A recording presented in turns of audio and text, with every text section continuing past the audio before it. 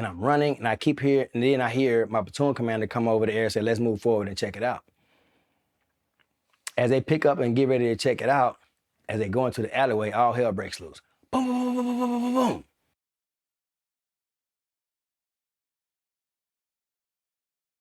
My name is Aubrey McDade Jr. I'm a United States Marine. I served from November 15, 1999 to December 31st, 2017. I got out as an E7 gunnery sergeant.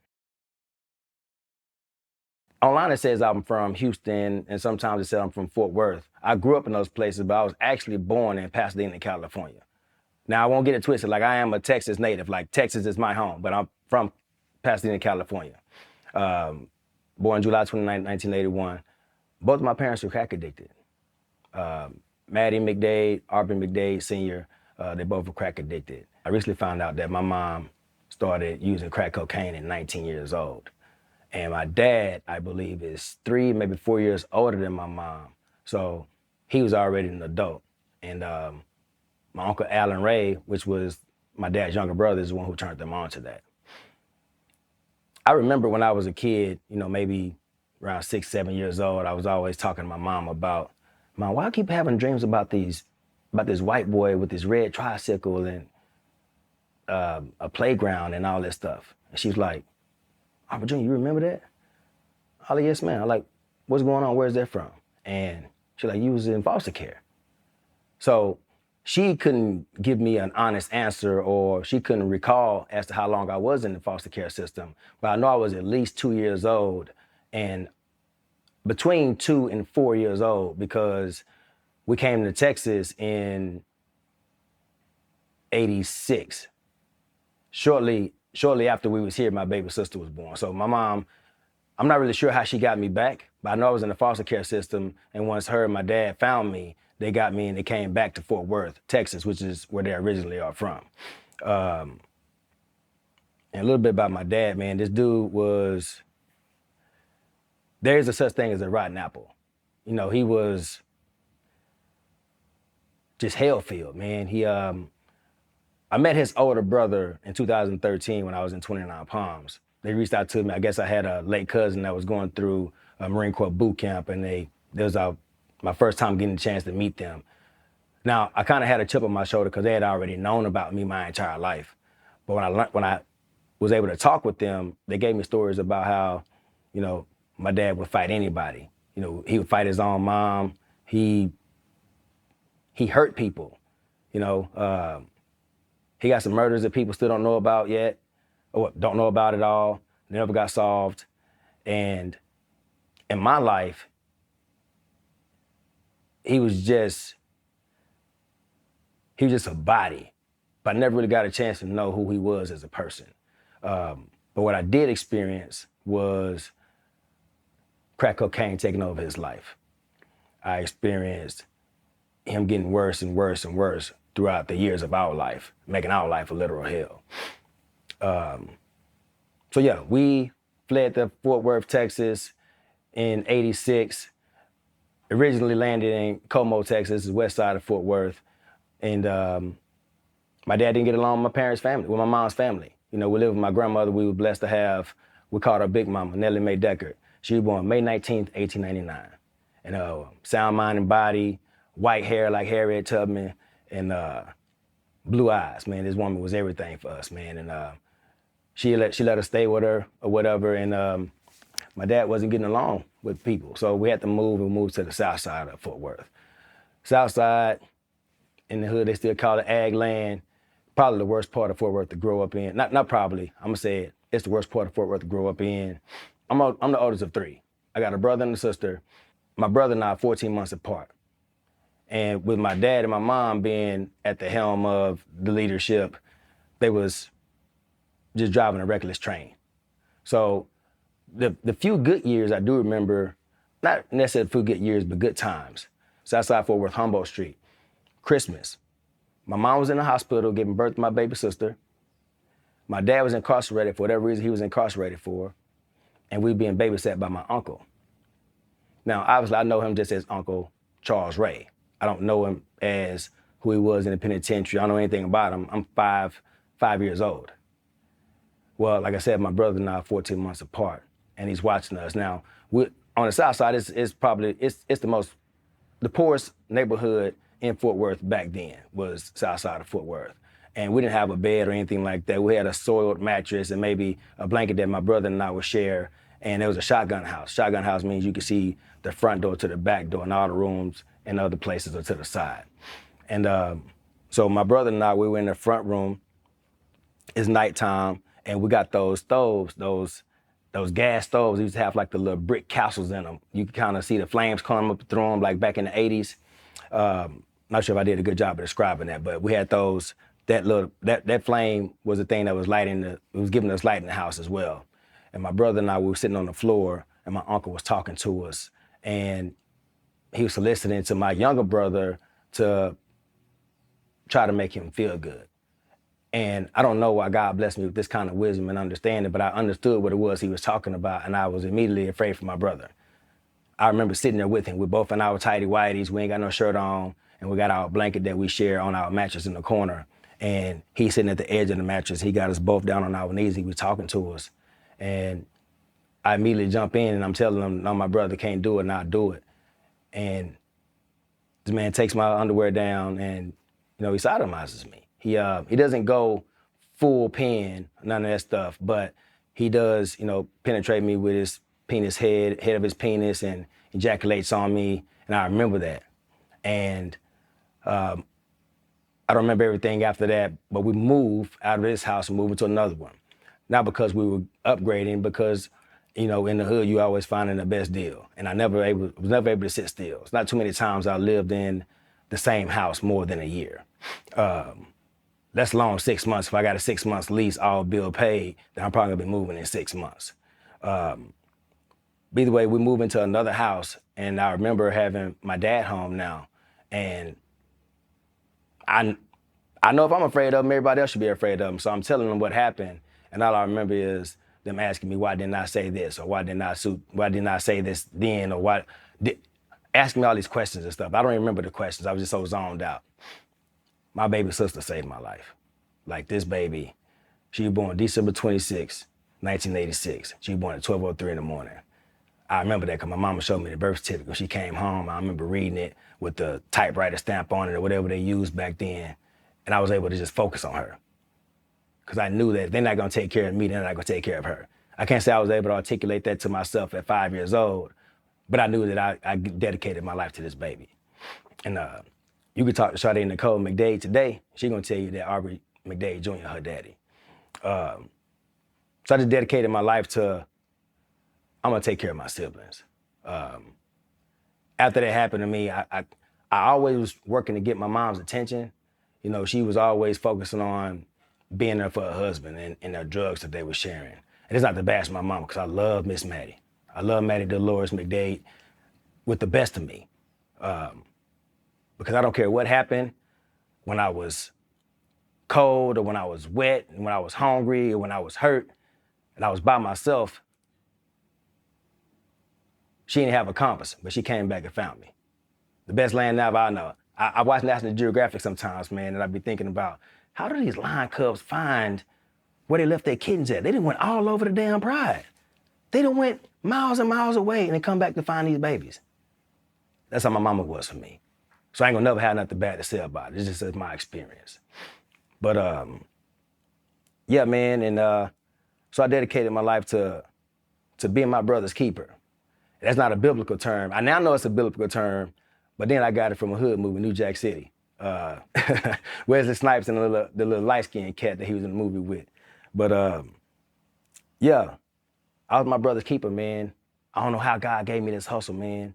And I'm gonna tell you, I didn't grow up with God. It was one of them things, I'm not doing none of that shit. Like, all these dope fiend motels they taking us to, they got Bibles in them. And I see them with the Bible. I mean, I wasn't smart enough to put together, they wasn't reading it, they was hiding drugs and money in it. I guess they knew nobody else wasn't gonna read it either, I guess. But, so I'm not gonna do that. Then like I told you, my big mama was born in 1889. So when I met her, that's all she did was read the Bible. It's like, well, I think that's what old people do, to dot their I's and cross their T's before, so they can get right with the Lord. So it's something I just never got into. I'm looking for somebody that's doing something different than what I'm seeing. it gotta be something different. It was always in the pit of my stomach, dog, that something gotta be different, you know?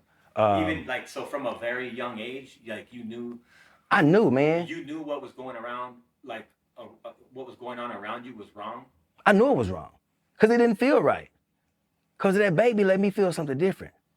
My baby sister, obviously I didn't get a chance to experience my brother being born. Like, I just remember him being there, you know, and I just know that this is my brother. I gotta take care of him because nobody else gonna take care of him, you know. And the responsible crackhead parents that I had, not to say crackheads would be disrespectful to them, but just their drug of choice. The illness that my parents were subjected themselves to, they at least was responsible to say, JR, take care of your baby brother. I've been following orders since I was a kid, man. So in that kind of environment, man, you get the whole shebang. You experience it all: the drugs, the sex, the money, the violence, the gangs, the fame, the poverty. You get it all in one dose. And I was a part of all of it. I was a part of all of it. From, let's call it 6 to 8 years old, my brother and I were learning how to go figure out how to get our own money. I took my brother, we used to go hop in dumpsters. Hey, Isaac, I seen this machine, I've seen this truck that come around that pick up these cans and these bottles, and we can find somebody to take it to the recycling thing. They give us a nickel for these cans. Let's see how many we can get.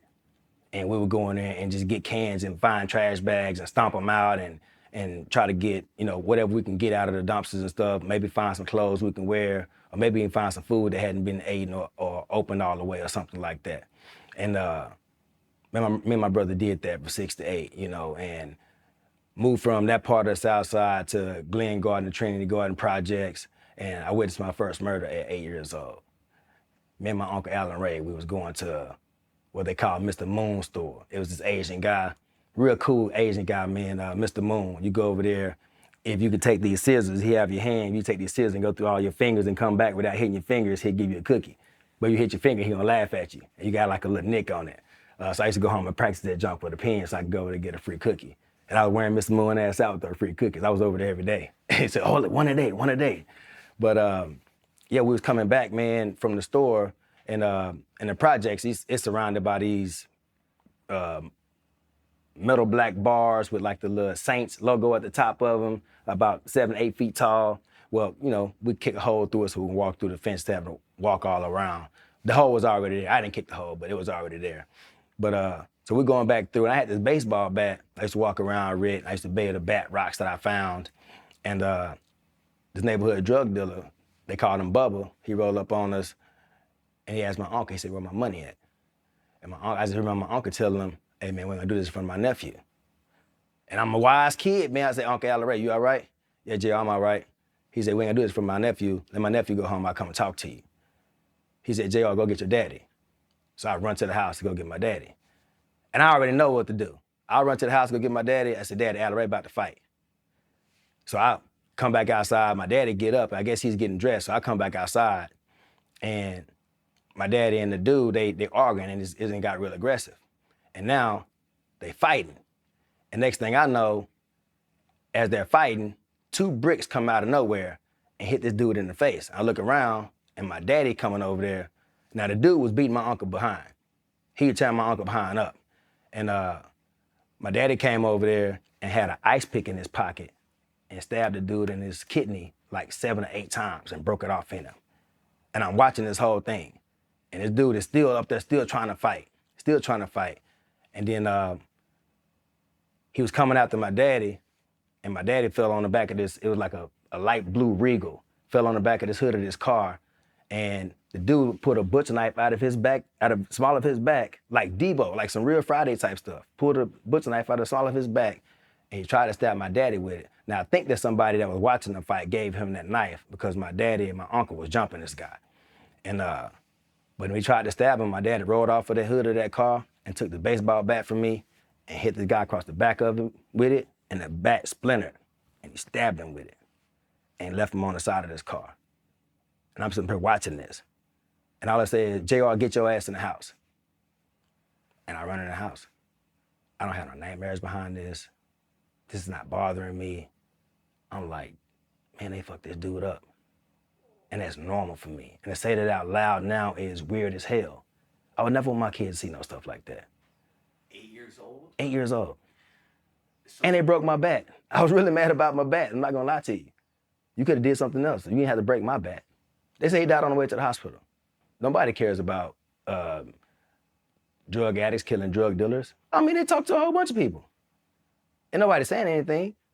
I mean, arrest somebody for what? It doesn't fix anything. It just those two people killing each other. I won't make no excuses for how we grew up in our people. But a lot of it is systemic. It's systemic. But I also teach to people that you're not defined by your conditions. You're defined by your choices. However, man, it's so hard to make those choices in those places because I walk the line. I won't sit up here and be a saint. You know, I done broke in cars. I done hurt people. I done robbed people. I done stole from people. I done shot dice. I done broke the law. I done used dope things to drive their cars. Knowing they gotta have it, you don't need $10. Let me get the keys to that car. Hey man, go serve him. He got $10. Give him the keys. When my dad came back in the house, it was just quiet. Nothing happened. My mom did whatever she was doing, and I was in my room, and I'm just waiting for them to let me go back outside and play. That's all I'm really waiting on. I'm not worried about what happened to Guy. It was one of many fights I've seen. I just never seen a person die from a fight. wow. It was like literally, it was kind of like that was your entertainment. Unfortunately, you know, and unfortunately for me, due to my parents' choices at that time, you know, I was a product of that stuff. I wasn't a bad kid. I wasn't a bad kid. I'm gonna fight if I have to, but just as a product of being poor or not having what other people have and not keeping up with the Joneses, as they call it, I got picked on for that. It wasn't picked on for that. It was people picking on me to match. Well, I know my mom does it too, but my mom not as bad as yours. So let everybody let's make the attention all on you. You know. But yeah, man, it was crazy, man. We had to wash our clothes in the bathtub. You know, sometimes we wiping our behind with newspaper pages, freaking walking to the mission 3 and 4 miles just to get powder, milk, and beans. Man, I did a speaking engagement at this college, TCC in Fort Worth, for veterans there a couple of years ago. And there was a Jewish community in there that ran this church called Happy Feet. And I told them the story about this mission that fed me when I was a young boy. Like, I got a nickname Black when I was a kid, not because of the blessing of how beautiful I am, but this homeless guy was calling me, hey, Black, you gonna get some of that roast beef? You gonna get some of this soup? Like every Sunday, we get a chance to go over there and get a free meal. You know, so most of the times it was like, man, let me just go to school and get this breakfast and this lunch. I can make it a Sunday, we'll be fine. You know, powder beans, you know, King Vitamin cereal, the government cheese, all that stuff. That place back then was called Fishing Loaves. And then at the current moment when I was doing the speaking engagement, it was called Happy Feet. So God just brought that back into my life. So I was able to tell them people, man, those meals that y'all fed me, man, saved my life. Not only to save my life, but save other people's lives too. Extreme poverty, like living in a house with no plumbing, homeless more times than I could count. And it's like it was all the bad people trying to recruit you. Either they want to recruit you to do drugs, or when I moved to Houston, they want to recruit you to try to do syrup and smoke weed, or they want you to be a Blood, they want you to be a Crip, or they want you to be a part of some type of sport. It's like, just leave me the fuck alone. I need some time to think. September 92, I was in the 6th grade, Leonard Middle School, coming home from the bus stop, and there was lady, Miss Bill. I used to always mess with her dog. And I was getting off the bus, and she'd say, Aubrey, come here. And she never really called me Aubrey, she always called me JR, so it caught me through my guard. I'm like, Miss Bill, I wasn't messing with your dog, I just got off the bus. No, baby, come here. So I come over there, and it's the first time she ever invited me into her house. She lived right across the street from us. So she invited me to her house, had me sit down, and said, baby, I want to talk to you. I know y'all probably feel like Miss Bill is mean. I just want y'all to mess with my dog, because my dog is old, and it's all I got to protect me. She gave me this whole story. I said, hey, but what's going on, Miss Bill? Like, I just got off the bus, I didn't do anything. She said, no, son, you're not in trouble. I want to tell you I love you. I want to tell you that I'm here for you if you need anything. Okay, yes, ma'am. She said, baby, I think your father's dead. You think my father's dead? I'm not sure. Go down there and talk to Nellie. I'm going to my Big Mama house. Go down to the Big Mama house and talk to Nellie, but I think your father's dead. Like, yes, ma'am. So I'm walking down the street, man, and I'm thinking like, I don't know how I feel about this. If he is dead, that probably gonna be good for us. He almost killed me twice, like literally running through the house with a loaded pistol, high off his drug. I come home early from school because it's a holiday, he not paying attention. He catches it at the last minute, but the third day stub nose pistol goes off and shoots it at the top of the door frame. And then another time when my grandfather put us out, which his father put us out, they were arguing over this Derringer pistol. My grandfather shot the pistol and hit the post of the porch, and I'm standing right here. So I'm processing all this. And I get to my big mama house. Her, my mom, my sister, my brother, they all sitting in the living room. My mom and my grandma was on the couch and my siblings on the floor, and they kind of just crying. And so they tell me what happened. The story that I got, I think my dad got a hold to some bad drugs. Somebody may have sold him some rat poison or something, I don't know. And he ingested this drug. And I'm thinking that when he went to my big mama house, he was actually going for help. And at this time, my big mama was 93 years old. Her church sister lived next door, so she went out the back door and called the police. Said my dad came over, he was all irate. He was there and just knocking everything off the walls in the living room. And I'm thinking he's dying. He's probably trying to catch his breath or get out whatever's going on with the story they gave me. The Fort Police Department responds.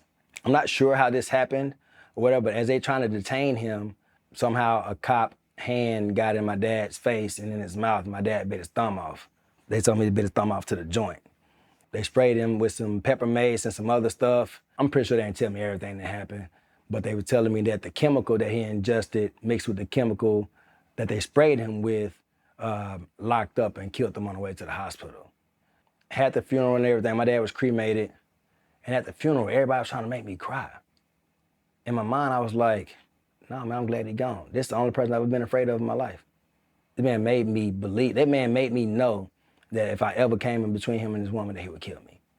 I think I beat my mom and stripped her down naked more times than I can count. And one time it was just too much, and I jumped on my mama, and he tell me, J.R., if you ever try me, I will kill you. If you ever try me, I will fuck you up. And he leaves. And my mama all naked and stuff. I gotta cover her up and get her cleaned up and everything. So when he died, man, I was like, man, we got a second chance. Nope. My mom went and found another person. Wasn't physically abusive, but he was mentally abusive. And he controlled my mom's mind for 30 years. When I moved to Houston in '94, Jack Yates High School, that experience was good for me because it was a lot faster paced than Dallas-Fort Worth. So when my mom moved me back to Fort Worth Easter my senior year. So I did all of my high school except for, I did a semester of my freshman year at Western Hills High School, and then I moved to Houston, did the rest of my high school there until Easter my senior year. And in Texas, we graduate May 26th. It's already graduation for everybody. So Easter around this time is the second Sunday in April, so I got to move back to Fort Worth, and I struggled to graduate high school, but I graduated high school. And on my 18th birthday, my best friend Kelton Nelson and we had hung out with some chicks at Six Flags and Six Flags over Arlington. And I remember us coming back. I fell asleep in the back seat of the car and pull up at Town Center Mall. And I wake up out of the back seat and him asking me, hey man, what we gonna do with our life?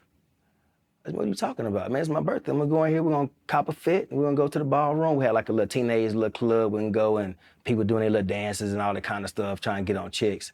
We called it the ballroom. And yeah, that's what we're gonna do. He's, nah, man, I'm thinking about going to the military. I'm gonna go to the Air Force. I'm like, Kelton, I ain't going to no Army, dog. Like, man, stop playing with that shit. Let's go. Nah, man, for real, go ahead and take the ASVAB with me. So we're going there, and the Air Force guy, and I'm not trying to, love all branches of service, but this dude here was a turd. I ain't no disrespect to my brother recruiter, because you changed my brother's life. Congratulations, but whatever. Uniform was disgusting. He had his feet up on the desk, and hair wasn't combed, just chilling. And my brother come in, I'm rude. I'm like, man, come on, man, get up. So he knock his feet off the desk. We take the ASVAB. My brother scores really high. I score really low, and it pisses me off because I felt like he was trying to embarrass me. But the whole time, now this is July, August, September rolls around, he's still talking about leaving to go to the military, and he leaves. So life kind of slows down for me. And I told him, I said, man, I'm not gonna be getting in trouble and none of that stuff. But I'm gonna do what I gotta do to get some money, because I'm not about to go flip no burgers and none of that stuff. Although Six Flags Astroworld was my first job and my favorite job, still to this day, next to being a Marine. But the Marine Corps recruiter comes through the projects where I live at on Las Vegas Trail, Westwood Apartments. They got this Durango, and I was like, okay, yeah, this dude is not from here. He pulls up into the projects. It's probably about this time, 7:30, maybe 8 o'clock in the morning. I'm outside, I got a white beater on and some basketball shorts, just kind of just chilling. And he gets out, he said, good morning. I said, what's up, man, who you looking for? He said, I'm looking for Aubrey McDade. I said, who the fuck is that? I don't know. Aubrey McDade live over here.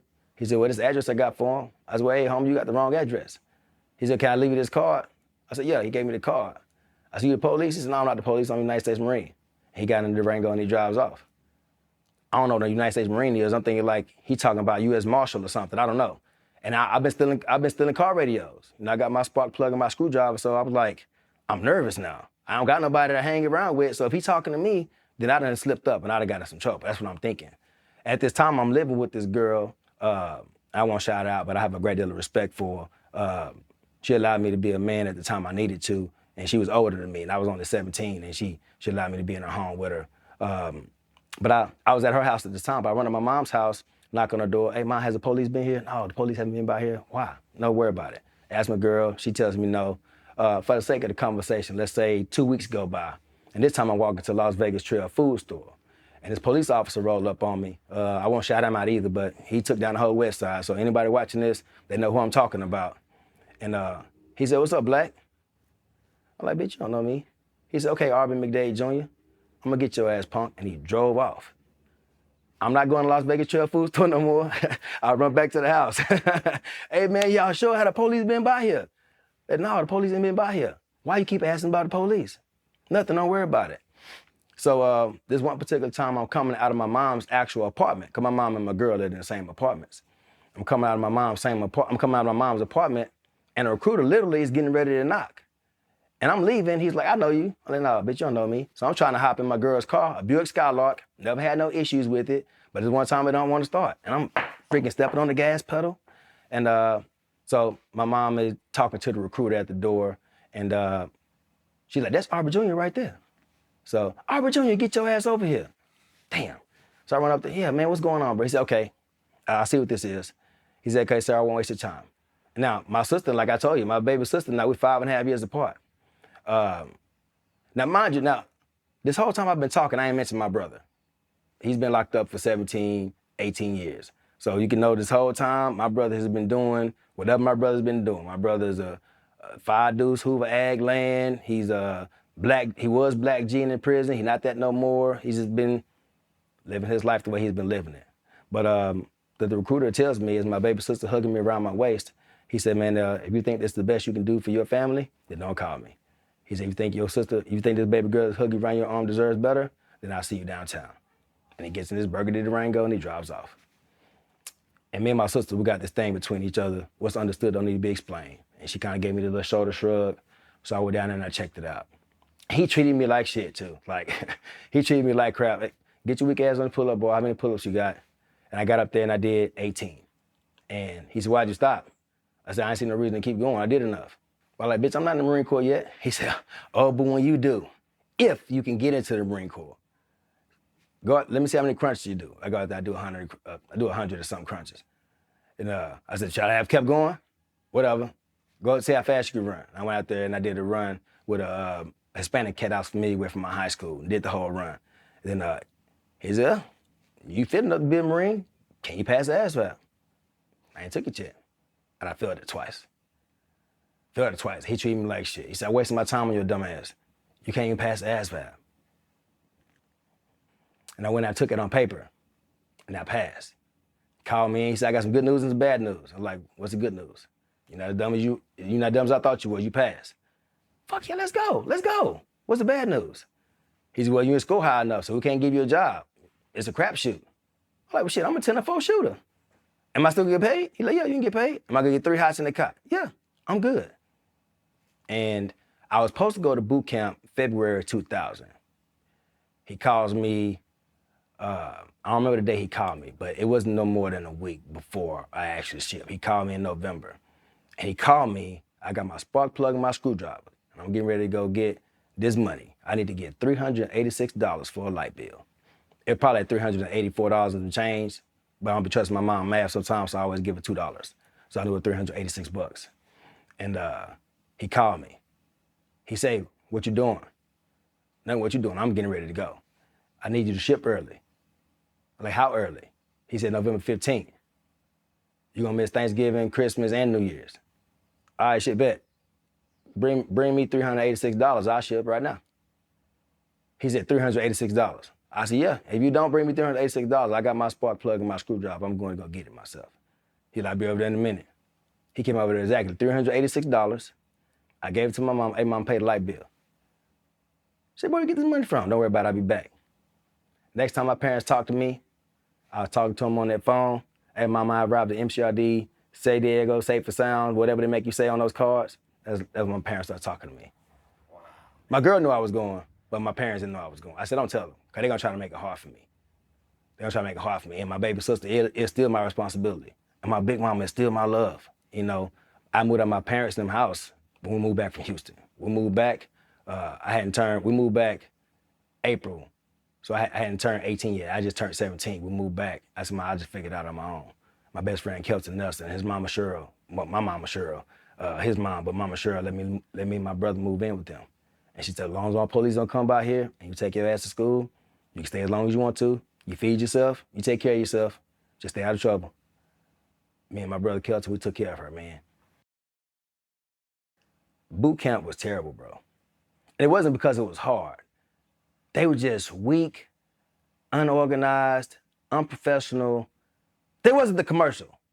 They weren't the commercial. Like that commercial where the guy was freaking going across the molten lava, he freaking draw a sword and cut his throat.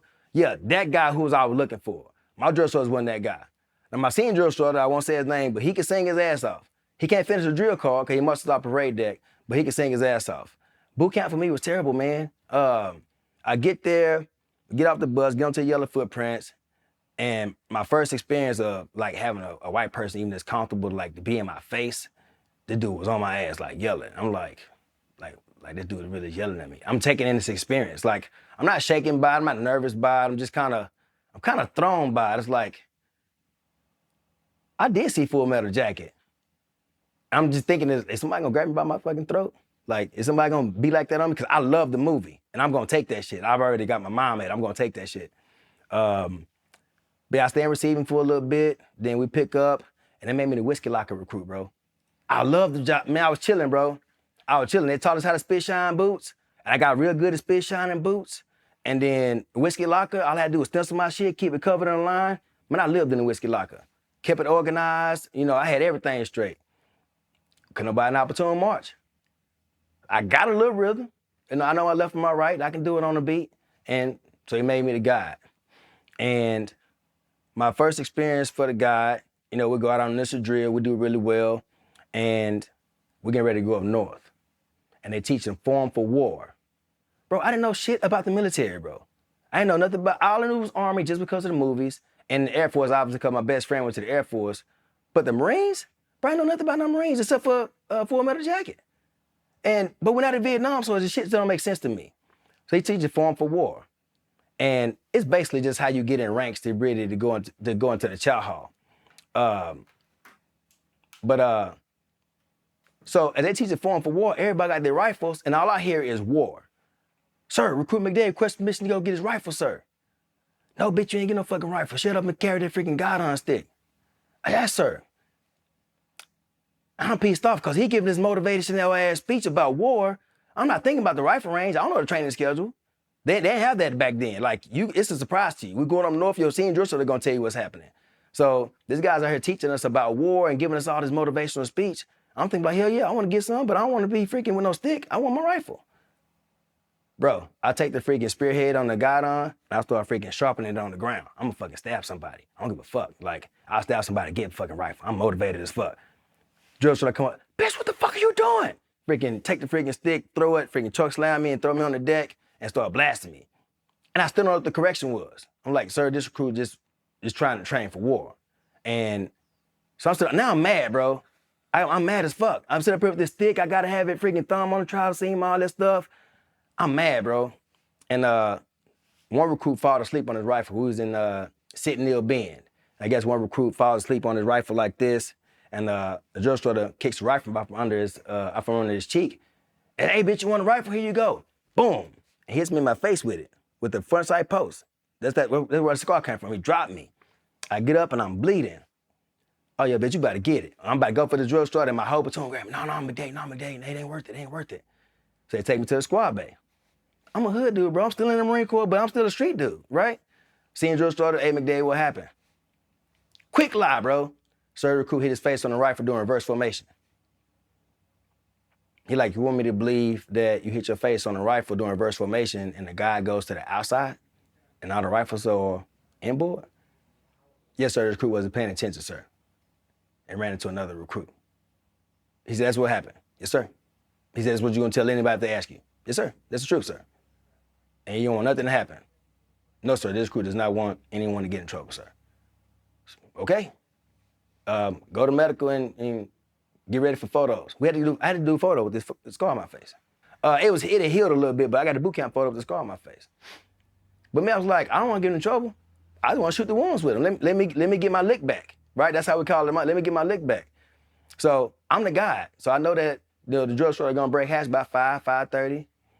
And so I take the bottom of the guide on off, and I kind of set the guide on up in the corner to where it can still look like it's standing, and I hide in the whiskey locker. And he come in there, and I tiptoe, and I'm about to motherfucking baby roof this bitch. It's not him. It's the wrong drill instructor. I dropped the stick. He like, bitch, you try to ambush me. And fucking throat choke me and throw me on the deck. And my senior drill instructor come outside, because my senior drill instructor was on duty. And he takes me inside the duty hut. He like, bitch, you ain't back in the fucking jungle. What the fuck is your problem? I'm like, sir, this crew didn't want to get the drill instructor in trouble. This crew just want to get his lick back. And you ain't back on the fucking block. You ain't back at fucking home. You the fucking United States Marine Corps. What the fuck is going on with you? He gave me this whole cuss out and all this other kind of stuff. And so I get fired from being the guide, and now I'm, just a regular recruit. And but before he took the guide on stick from me, there was a recruit in my squad bay, and I didn't know what a coon was.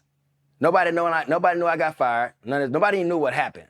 Senior drill instructor didn't want to get out there, so I was still a guide. And we're doing our square away time. We spit shining our boots the next night. And this recruit comes to me. He says, just because you're the coon guide, don't mean I got to do what you say. If you got a problem with it, we can meet in the rain room. I didn't know what a coon was, but rain room, I knew you want to meet me there. I'm not cleaning. I'm not about to shine no brass, so I know what's up. So I go ask one of my homeboys in the platoon from Houston. I said, man, what's a coon? Who called you a coon, dog? He was all mad. Like, who called you a coon? I said, man, calm down, bro. Calm down. He said, man, it's like calling you a nigga, bro. Let anybody call you no coon. I said, okay. The guy got the last fire watch. Hey, recruit, wake up. You gotta go to the rain room. He put his shower shoes on, go to the rain room. I beat the brakes off this kid. Bing, bing, bing, bing, bing. I left his ass in the rain room leaking. Got to report the deck in the morning. I come back out there. Hey, guy, we're missing one. He come out of the rain room. Sir, this crew was ambushed by the guy. I was gonna let him stay the guy, but he not the freaking guy no more. They fired me and kicked me inside the duty hut, and he's lapel choking me. Did I tell you ain't back on the freaking block? Now you trying to assault my freaking recruits? And I'm crying, bro, like I can't breathe. He's lapel choking me. He let me go, and my body dropped. And I'm like, man, please tell him what you told me, bro. Obviously, I'm not saying bro then, but please tell him what you told me. He said, what did his recruit tell you? Sir, and my senior drill instructor was black. Sir, this recruit was on square away time. This recruit came up to this recruit and told this recruit that because I'm the coon guide, doesn't mean he have to do what I say. And if I got a problem with it, I can meet him in the rain room. So I met him in the rain room. And I left him in the rain room. I was on speaking like a recruit. And so my senior drill instructor, he was like, bitch, you fucking serious? So what the fuck do you feel about me? And he took his big ass freaking computer monitor and threw it at this fucking recruit's chest. And the recruit caught it. He better not break my fucking monitor. And I'm still crying, bro, cause I'm like, man, they gonna kick me out of boot camp. And so that happened. He made the recruit apologize to me. He apologized to senior drill instructor. We go back to training. I can't tell nobody what happened. I can't say anything. I don't know what happened, bro. I caught something. It was pneumonia. It was flu. It was sickle cell. I don't know what it was, bro. I was fucked up, bro. I was sick. I don't know what it was. And he still let me be the guy. Just for drill. Just for drill. We hadn't done this drill yet. Just for drill. Hey, the guys don't go to sick call. And we got a female doc, and she's like a little prissy thing. I can tell. I think that some of the drill instructors probably fucking her probably. And she was just rude to me. Oh, you're the guy. You got to be tougher than this. I'm like, man, I'm about to fucking pass out. So me and my homeboy, me and my favorite fire watch, was in a pistol and I was taking a leak and I passed out, bro. Passed out. And he got me up. He said, man, McDade, man, you got to tap, bro. Like, you gonna freaking die. I said, nah, man. I can't let them motherfuckers beat me, bro. And I don't know what it was, man. God put it on me. I went to the whiskey locker. Now, we had the yellow Listerine back then. We used to clean with that. Man, I drank a half a bottle of that shit, bro. Man, I started throwing up all kind of stuff. Blue, green, purple, black. Next morning, seeing Joseph come out there, hey, God, you dead? No, sir. I'm ready to go, bro. I don't know what it was, man. Listerine got all that shit up out of me, bro. It got all that shit up out of me, man. I felt good. I was good. I was training. And we got swim qual before it's time for us to go to a rifle range. I'm an Iron Duck, bro. Stereotype, whatever you want to call it, I match all that shit. I was able to make the swim. I just couldn't tread water. And, you know, the drill instructor was in there with the orange buoy, so I'm like, hey, you got the buoy, sir, this crew's catching the cramp. And he act like he don't hear me. Well, I'm gonna help myself. And I reach over to the orange buoy, and I wake up in the squad bay. They drown me, bro. They drown me in that motherfucking pool on MCRD. They drown me, bro. I wake up in the squad bay, and I'm asking my senior drill instructor, hey, is this crew going back to swim qual? He said, nah, boy, swim qual good for you. You good, don't worry about it, you pass. Stay in the rack. And I was in the rack for 3 days doing swim qual. All I did was rack and chow. And I was wondering, man, I was eating all of the little, the vanilla pudding joints with the little cake at the bottom. What's the Boston cheesecake, whatever you call it? I was fucking that up. I was having all the stuff I wanted to eat. We ain't thinking about it. I was like, maybe you're proud of me because I passed. I think they supposed to drown me. I don't know that I didn't pass swim qual until I get to Bravo Company when I check into 1-8. But, so I don't pass swim qual, and then I get a chance to go up north. Before we go up north, I remember sitting on the bench and they were talking to my series commander. I only remember his name because you know how old these buildings are in the Marine Corps. They should be condemned freaking 250 years ago. Well, these walls are thin and they was trying to drop me before the range. They had all this documentation about me being a hoodlum and a thug and all this other kind of stuff. I couldn't believe it. And my series commander was like, hey, you know, if you drop him, he can't say nothing about getting hit in the face with their rifle. He's like, oh no, he on his street shit. He ain't gonna say nothing. Whatever they were saying about me. So we get into the squad, but hey, McDade, pack your stuff. You going, you leaving. No, sir, not this recruit. What the fuck you say to me, bitch? Sir, this recruit ain't going nowhere. This recruit's standing right here. He's like, who the fuck are you talking to? Sir, this recruit's talking to you. No matter of fact, I'm talking to you. And if I gotta leave my platoon, I'm gonna tell about Drill Instructor Sergeant hit me in my face with that rifle. And he started choking me again. Bitch, you trying to fucking punk me, bitch? I'm from motherfucking Alabama. They start making hoods, they made yours. I ain't no fucking punk. Cussing me out and stuff. They let me go. I caught my breath and I was like, yep, I'm gonna tell on that too. And don't worry about it, McDade. Motherfuckers like you, y'all drop yourself. Aye, sir. I'm not the guy no more though. We done did initial drill. The drill instructor went out there, did well. We came in second place or something. Now we gotta go up north. Contrary to popular belief, I never shot no weapons. I never shot a pistol, I ain't never shot a rifle, I never shot anything. So they teach us how to shoot this weapon. And I suck at this weapon, bro. I suck at it. And long and short of it, man, my coach, he was I don't remember his name, but he was like one of them, he embodied the Los Angeles, California. He had the low ride and everything, had a cute little Asian chick on his arm, and he was a black dude. Real good friend to me during that time, man. And I failed the rifle range every day, bro. Monday all the way to Thursday, I failed. And on pre-qual, I failed by 10 points. So when we get back to the range, and we get back to the shooter's barracks, I just take my black marker, man, and I go to the back of the squad bay, and I draw the dog targets, and I draw the silhouettes on the bulkhead, and I took my green moon beam, and I duct taped not duct tape, but I recruit taped a clothespin around it, and I use the clothespin as my trigger and try to squeeze it so the light don't move off the target. I was just sitting in the back of my squad bay and I practiced that and I kept on practicing that. And the whole time on the range, my senior drill instructor, he running around there ranting and raving. Yep, McDade, like I told you, monkeys like you don't make it in this jungle. You need to go back to the one you from. Talking to me like real bad, like that, embarrassing me. And my coach was like, hey, McDade, you came here for something, man. I can tell, man, you came here for something. You gonna let them take that from you? You better acquire these fucking sights. You better control your breathing. You better control your emotions. And he talked to me like that, like a big bro. He gave me that. He's, don't let this motherfucker take this from you. Don't let him take this from you. And I failed. And on game day, I came, did everything he told me to do, and I've been practicing my body position and everything. The first round go down, I was target 26. The first round go down range, come back up, I was in the black. I said, fuck this range book, I'm not moving. Sitting and sitting. Target go down, target come back up. All my shots, 5, 5, 5. Then in the kneeling I hit, think like 3 5s and 2 4s. And in the standing, I hit 4 5s in the standing. And then, back then, when you had to shoot the rapid fire, you had to change magazines. You had to load 5 in one and 5 in another. You know what I'm talking about. And so, shooter making his fire, once the targets appear, target comes up, pop, pop, pop, get my 5 off. And as I'm trying to retain my magazine, I throw the magazine. So now I gotta maintain consciousness. I can't be a safety violator. I gotta put a weapon on safe, eject port cover closed, keep the muzzle down range, get up, get my magazine, secure the magazine, get my other magazine, load the magazine, rack the bolt, eject port cover closed, weapon sight intent to fire, weapon on fire. Boom, boom, boom, boom, boom. Cease fire, cease fire, cease fire. Man, I'm about to start crying, bro. I'm about to start crying. Like, damn, I messed that up. Came up, all 10 in the black. My senior drill instructor took his cover. This motherfucker cheating. Stop the fucking range. I'm talking about loud. He's cussing loud. And have everybody go down there and check the pits and stuff. As an all-senior, he good. We changed the pits. Nobody in your platoon is down there. Nobody that knows McDade is down there. We're good to go. Range back hot.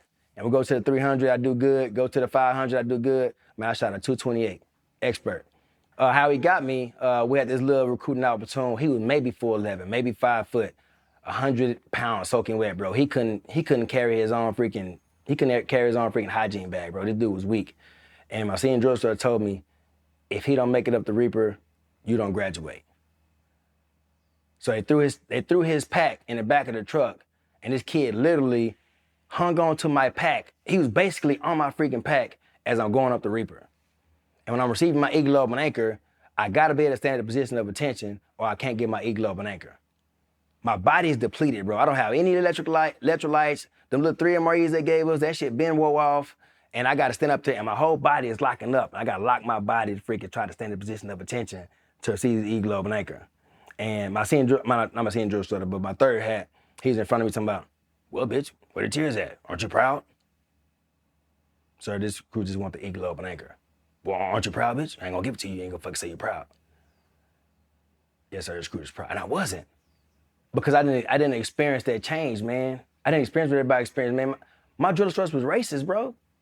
Like, they talked about my senior drill instructor like the whole monkey shit. Like, they took that shit personal. You know, they treated me like that. You know, even when my drill instructor, he pulled me inside the whiskey locker, you know, trying to smooth it over with me and talking about, man, you from the hood, you can take this shit. Yeah, man, they were trying to eliminate me the whole time, man. And I really thought that my family was gonna be able to come. I had been sending money home. I was one of those recruits, man, I made do with what they gave me. Like, everything they gave me, I didn't have to buy no extra gear. I may have had to buy, you know, maybe socks and you know, stuff to clean your body with and stuff, but as far as like uniform items, man, I kept my stuff tight. And when you really think about the recipe to your life, man, I got raised by people that was in and out of the penitentiary. So being able to live my life in a box, when I got to Marine Corps, it wasn't really difficult for me. I didn't have a room, I didn't have a bed anyway, so me putting my stuff in a corner, neat and orderly, my shoes being aligned with my shoestrings up tucked in, that was already a lifestyle for me. Cause I just seen my uncles and my dad and all of them, they kind of did it. They wore these Chuck Taylors, they, you know, toothbrush cleaned them and stuff. So boot camp wasn't that difficult for me in that regard. I didn't get the sense of pride because I expected something different. I didn't expect to come here and people tell me I'm not worthy and people tell me I'm not deserving. I bought into that commercial, bro. Like, the Marine Corps did a fantastic job with me for that commercial. And when I got here, I realized like, man, these dudes are weak. I seen a drill instructor crying because on a field day inspection, there was a fucking dick hair on the toilet. Bitch, it's a toilet. I never understood why that mattered. I get it. I get the psyche behind it. Now that I've been a drill instructor, but yeah, I didn't feel that sense of pride, man. And the transition started for me at the airport. My parents didn't show up.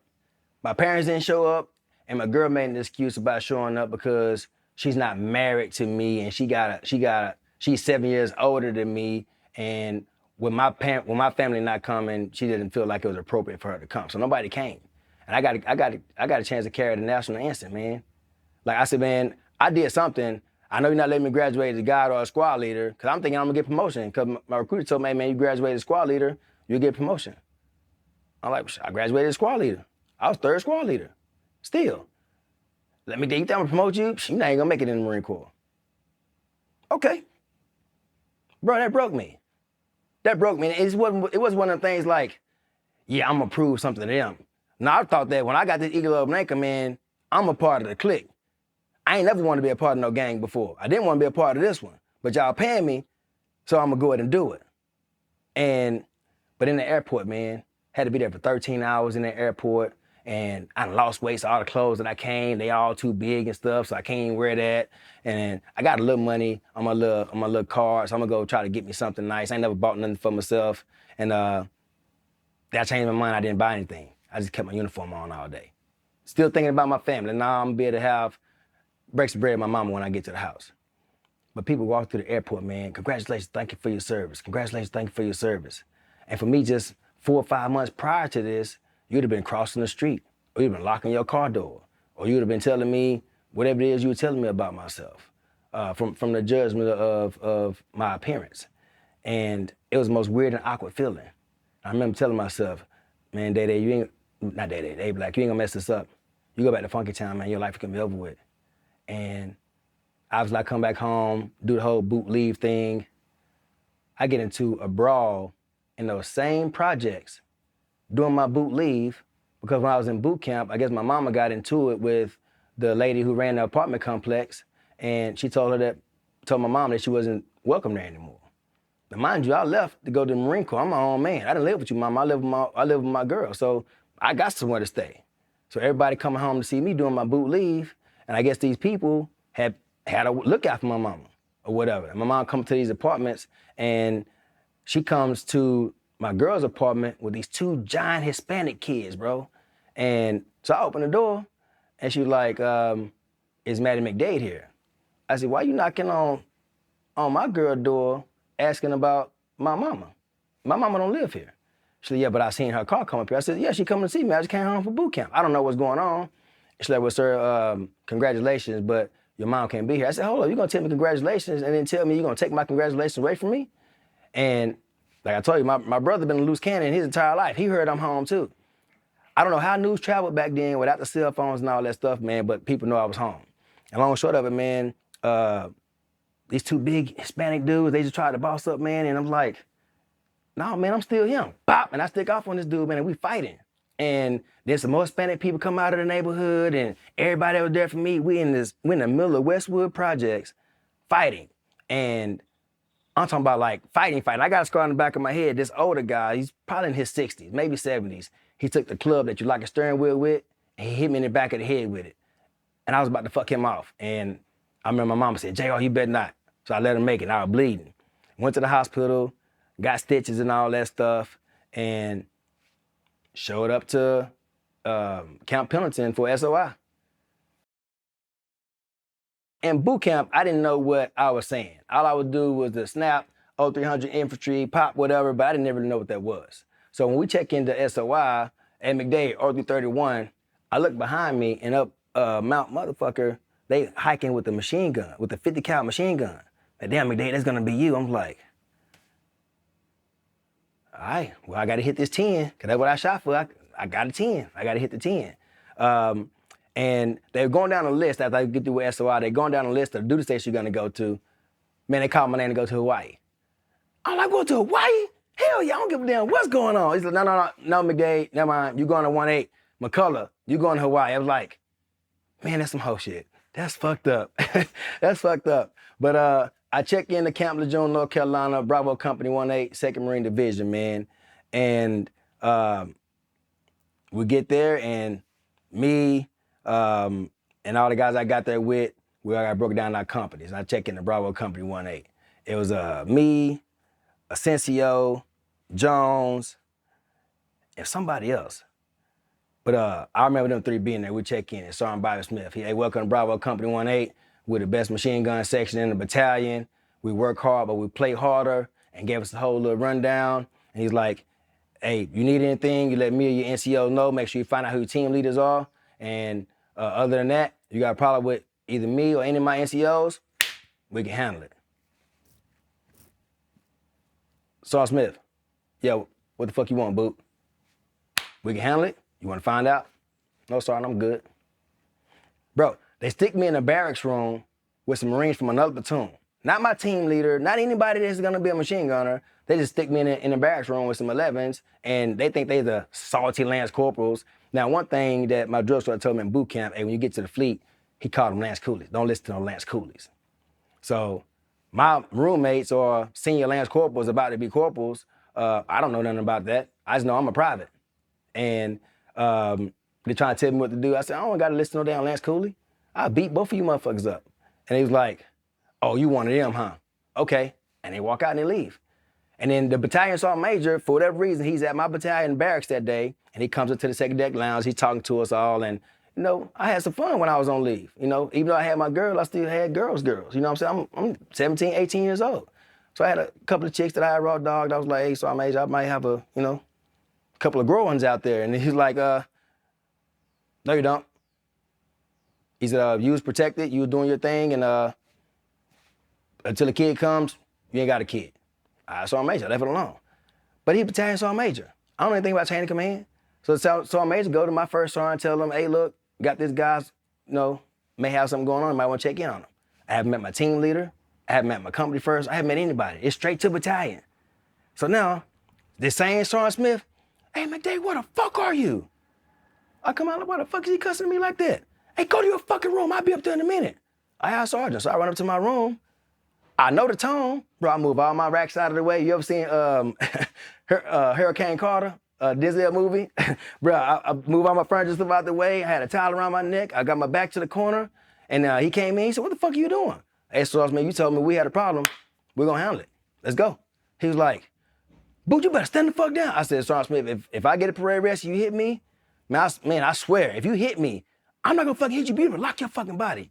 Locked my body. He blasted me about talking to the battalion sergeant major and all this other kind of stuff. And then now I finally meet my team leader. The best person that I could have met in the Marine Corps at the time, Lance Corporal Anthony Romero. He was what they called him, Getmo Marines. He was Guantanamo Bay, Cuba was his first duty station. Man, dude was hard as woodpecker lips, bro. Hispanic cat from Detroit, Michigan. And he was one of those dudes, man, that he's held me accountable. He always told me, he said, man, you get the chip off your shoulder, I can make you an outstanding machine gunner. I can make you a great machine gunner and get the chip off your shoulder.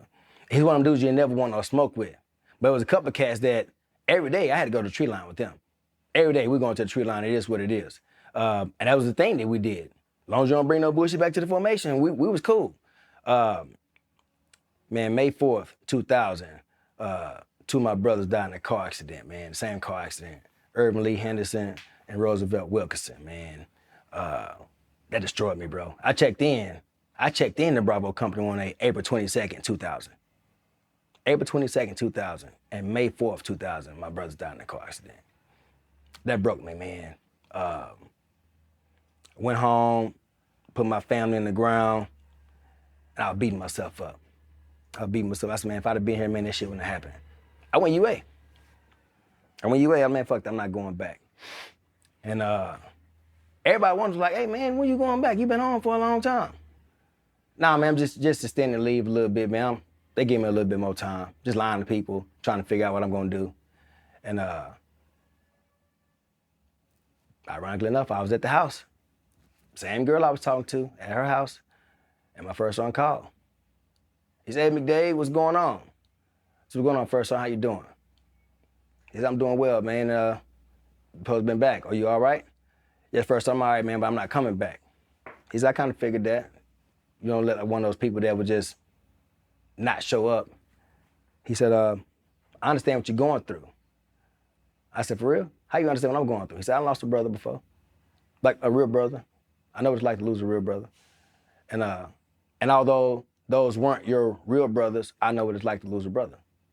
No difference. He said, I'm gonna ask you a couple of questions, man. You answer the questions the way you answer them, and I'll see you back. And he gave me a date to come back. He said, is there anything you could do to bring them back? Would you have been in that vehicle with them? And would they want you to mess up the life that you started for yourself? Simplified the dog and hung the phone up. Man, I probably stayed home for another day. And I got on the plane and went back.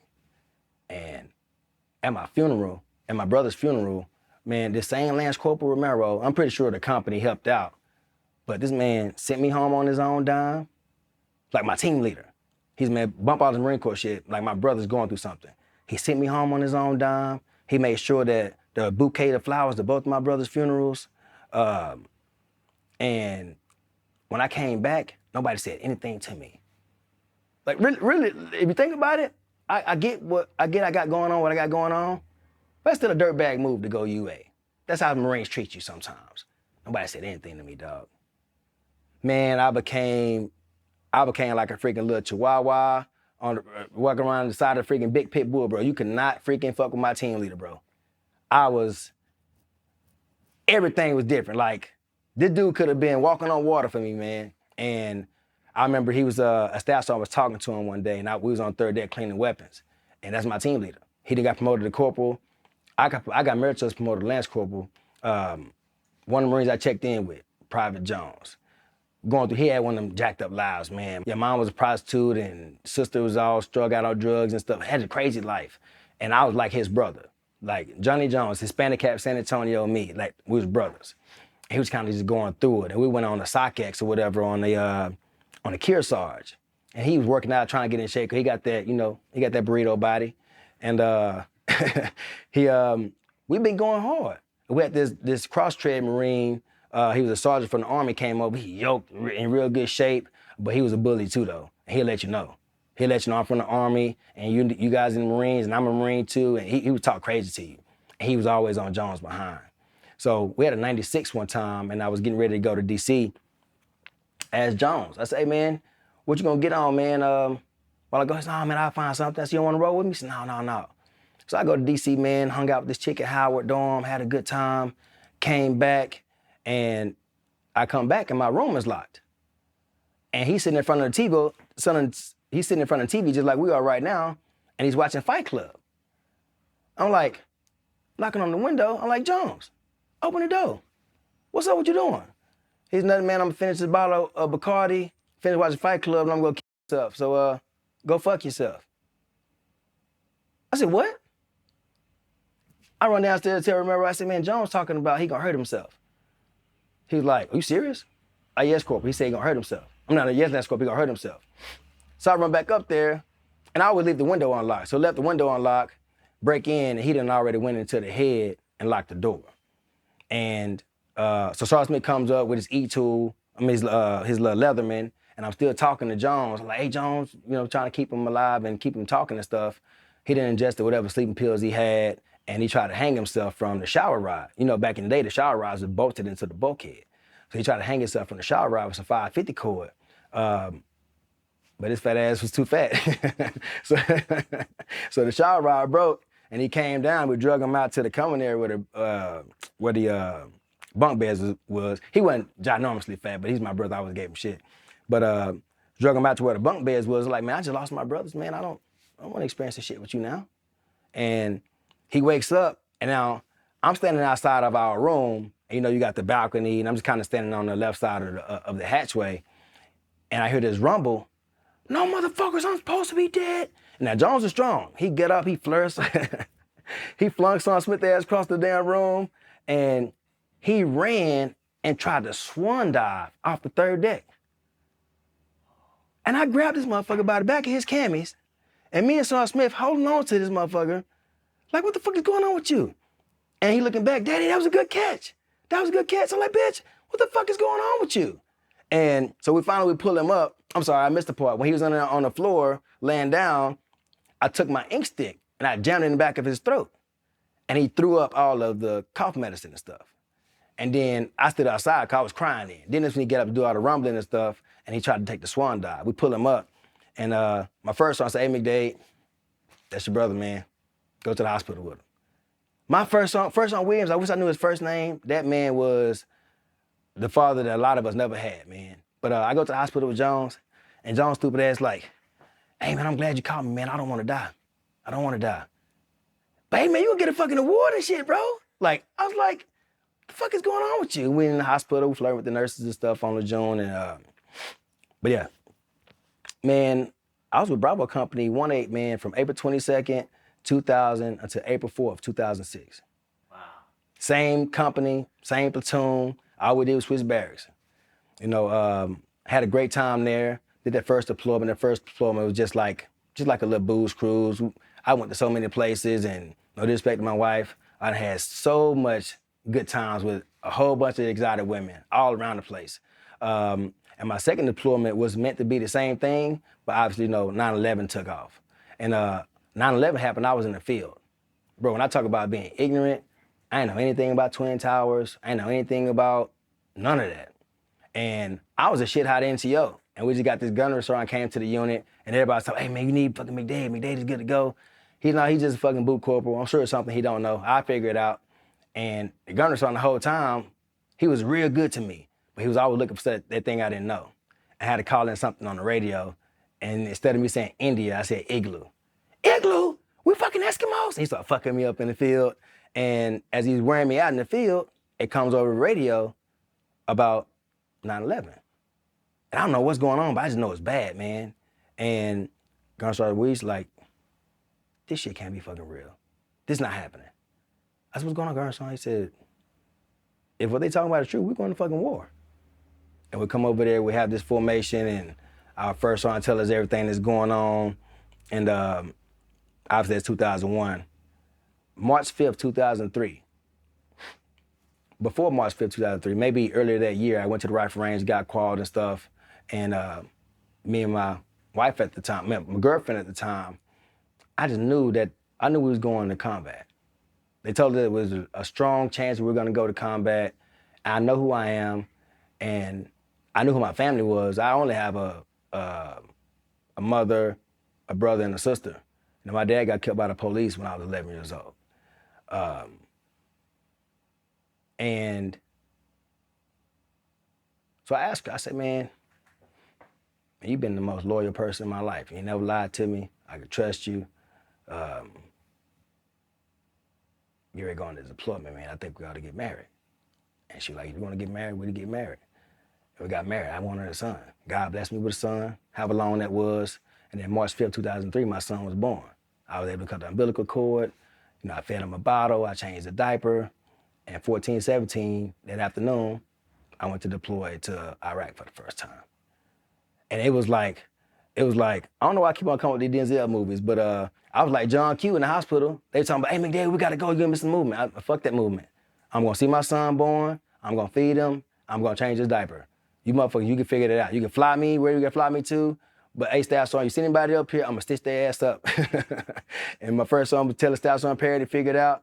And Staff Sergeant Perry, man, I love him, man. He, at the time, Staff Sergeant Perry, he did everything he had to do, man.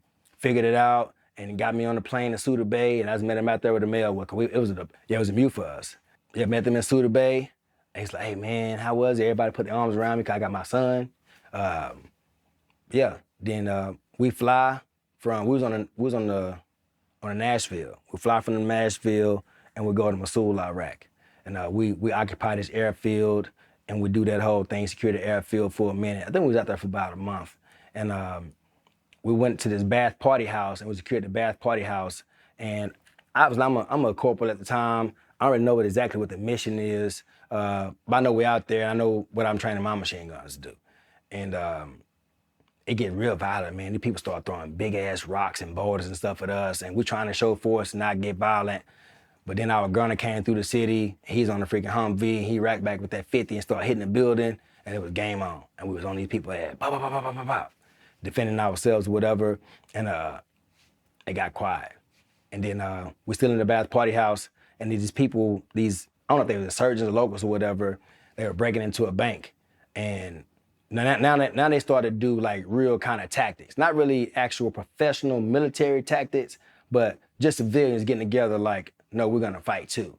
And I think it was just a stall tactic until they was able to get in position. I just learned a couple of days ago that the Army saved our ass because they were getting in position with indirect fire assets and all kinds of stuff to unleash hell on us. And they got us out of there in just a nick of time. But we caught them robbing a bank, and I was on the maybe 5th floor of this building, and my gunner had the positive ID. I had a picture, got a photo, had a positive ID. He read it back to me, we confirmed. I was like, Valor, fire. He's like, hey, Corp, I'm waiting on you. Oh, my bad. Boom, that's how we talk. Hit him on the back of his Kevlar, not Kevlar, but back of his flak. Boom, boom, boom, boom, boom. Sawed this guy in half, bro. A sniper called, he said, who the fuck is that on the 5th deck with that 240? I call in, hey, this Black Magic, who's calling? The sniper tell me who he was. He say, man, you fucking sawed that guy in half. Like his upper torso is separated from his lower torso. And we was all excited, but I think it fucked with my gunner a little bit. So I put him in the rack. I told him, man, just go to sleep. Don't worry about it. I got watch. Me and this other Marine will take watch. And that was most of it for that. And then we get back on the ship and get back to the booze cruise, man. We had a great time that deployment. A funny thing about 1-8, when I first got, I'm the boot. So my first deployment, as racist as it was a benefit to me. And we get ready to go on the ship. Marines never need a haircut. McDade, you black, you going to the barbershop. Everybody was like, did you fucking just say that out loud? He's like, okay, you're trying to make it something it's not? How many of you motherfucking white boys think you can cut a straight line? McDade, can you cut a straight line? Well, I actually can cut hair. So I was like, he said, it was still fucked up, I apologize, but I wasn't wrong. People were going shit, man, so I was cutting hair. Man, I made a living off cutting hair. Like, I was cutting hair, and in the Marine Corps, like, it's just a world inside of another world. So I'm still shooting dice, and they fucked around and taught me how to play poker. Oh my gosh. Every deployment, bro, from dice, poker, to cutting hair, I made about $7,000 to $8,000. Every deployment. From Lance Corporal McDade all the way up to Staff Sergeant McDade, my last time I was on ship. We come back October 22nd, 2003, and man, I was gone for 7 months, bro. And the first week I came back, my son took his first steps. He walked 7 steps to me, from the favorite chair to the couch to me. June next year, we get geared up to go to Fallujah. And we leave June 22nd, 2004 to go to Fallujah. This is my 3rd deployment with Bravo Company 1-8. This time, we don't have a TO. TO means just, I guess, total operable, I guess. You got your full body count. We don't have a full body count, so a lot of us are dual hatting. And Sergeant G.M. Forte was arguably the smartest machine gunner I ever met. He got attached to the 5th team, or he got moved to some village where he wasn't going to be with us. So I got stepped up as the section leader and acting squad leader. And I got both of my machine gunners, Rose and Colbus, and Maluski and Cleghorn. We go to Al-Asad, we do an acclimation period there, about a month. Nothing happening, just acclimate and, just kind of just get oriented. Then we leave Al-Asad and we go occupy Haditha Dam. Haditha Dam, it was weird to me because I was like, man, we're in Iraq. These people got a dam, like it's water out here like that. It was crazy to me. But dam was cool, and all we did was just run security patrols down the MSR military supply route. Just did security patrols and, occasional villages and stuff like that. We got to our actual first firefight on my birthday. Yep, we was at a known insurgency place or whatever, and I was providing overwatch. We had the inner cordon and outer cordon set. This is inner security to stop people from coming out, and outer security to stop people from coming in. And I'm able to watch the whole thing. They had the whole ceiling open, so whatever, I guess they were catching rainwater or whatever the case may be. And they was having a conversation through the door. And my platoon commander at the time, Vince Noble, came in and all that freaking bust through the hatch, clear the fatal funnel stuff. Nope, wasn't happening. They came in, it was like this. They kind of shot with their eyes closed, hit the guy a couple of times. Nothing fatal, it was just arm shot and leg shot. Set him down, they talked, got the information they needed to get. He come out freaking hard, chest all bound and stuff. I was like, man, that's a good birthday present, bro. Like, I seen you do that shit. Like, that was cool.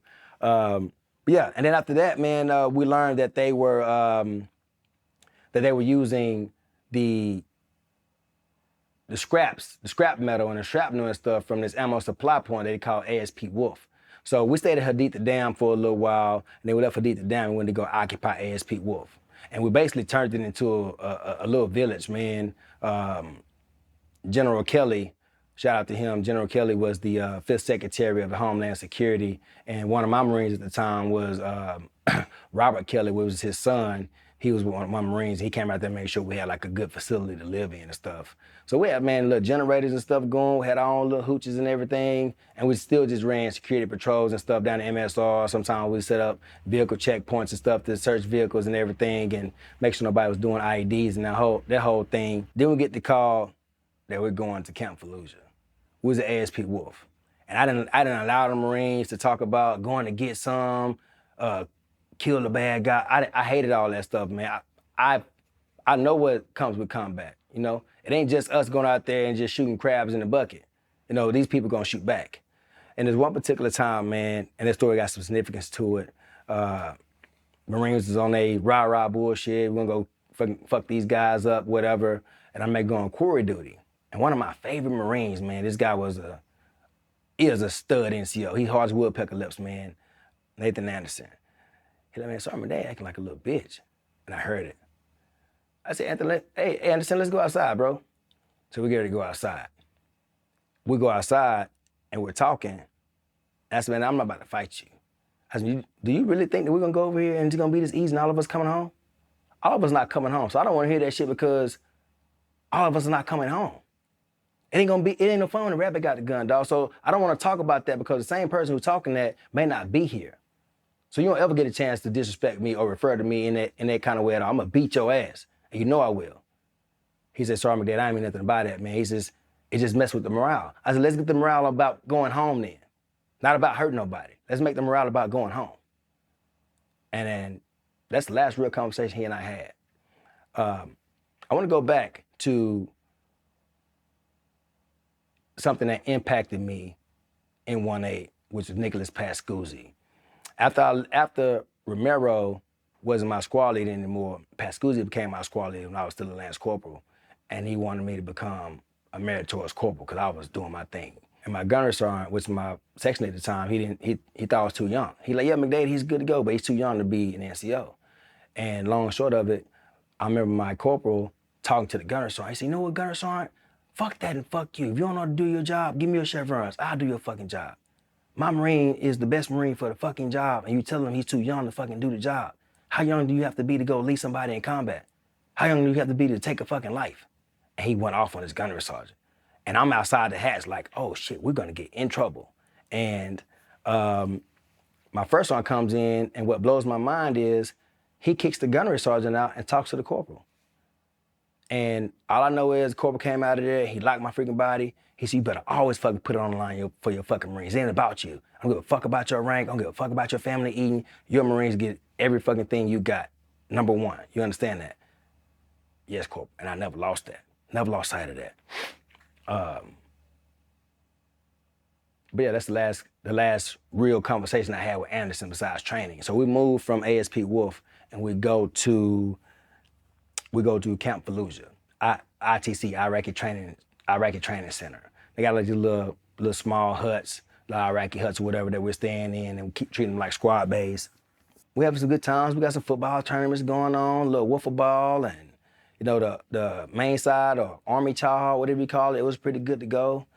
And we train hard though, bro. You know, tank integration, VCPs, ECPs, security patrols, structure clearances, bull in the ring. Like we was getting to it every day.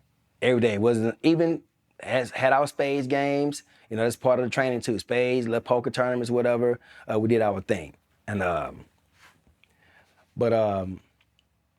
yeah, man. Now we're getting the call like it's not a matter of if, it's a matter of when.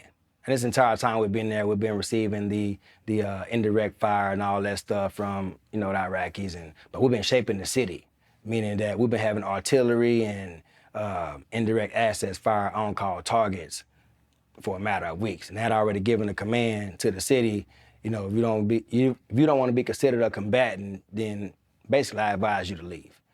And so before we deploy, after that Mosul deployment, what I told you about. We had the month and we had the libo and everything. I was gonna get out the Marine Corps.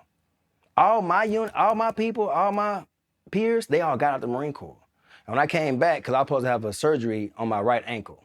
So when I came back, I was gonna get out the Marine Corps because I was afraid to have the surgery. I was like, man, they gonna mess me up. I done heard all these old heads talking about how Navy medicine is, it's trash and don't go through it. So I was like, well, I'm gonna listen to it. I'm not gonna go through it. But it didn't sit right with me, man. My unit was away doing some training. I think they were doing a Bridgeport, Norway package. And I was on light duty for my ankle, so I didn't go. They were deployed, not Bridgeport, Norway. They was actually doing CAX training. But the Bridgeport, Norway story, I gotta come back to that. But they were doing CAX training. I was Sergeant McDade at the time, and I would always go to Geiger and pick the Marines up. And I was, like I told you, bro, I was yoked. I was like, 405 on the bench, 595 on the squat, 495 on the pull, 44 pull-ups. Like I was doing my thing. And I would go to Geiger, scare the crap out of the Marines, make them hike all the way from Alpha Street to Oscar Street with both seat bags and full gear and everything you're getting from supply. You're gonna hike that crap all the way back. And they're not checking in until about maybe midnight, 1 o'clock in the morning. Getting them all checked in, and I went home that night, man, I was like, these kids ain't gonna have no training. When they come back from CAX, we're gonna go on leave for a month, then we're gonna come back, do that whole Reds bullshit and all that, and then we're gonna deploy. So man, I'm literally working the best I can to haze these Marines in the barracks. It's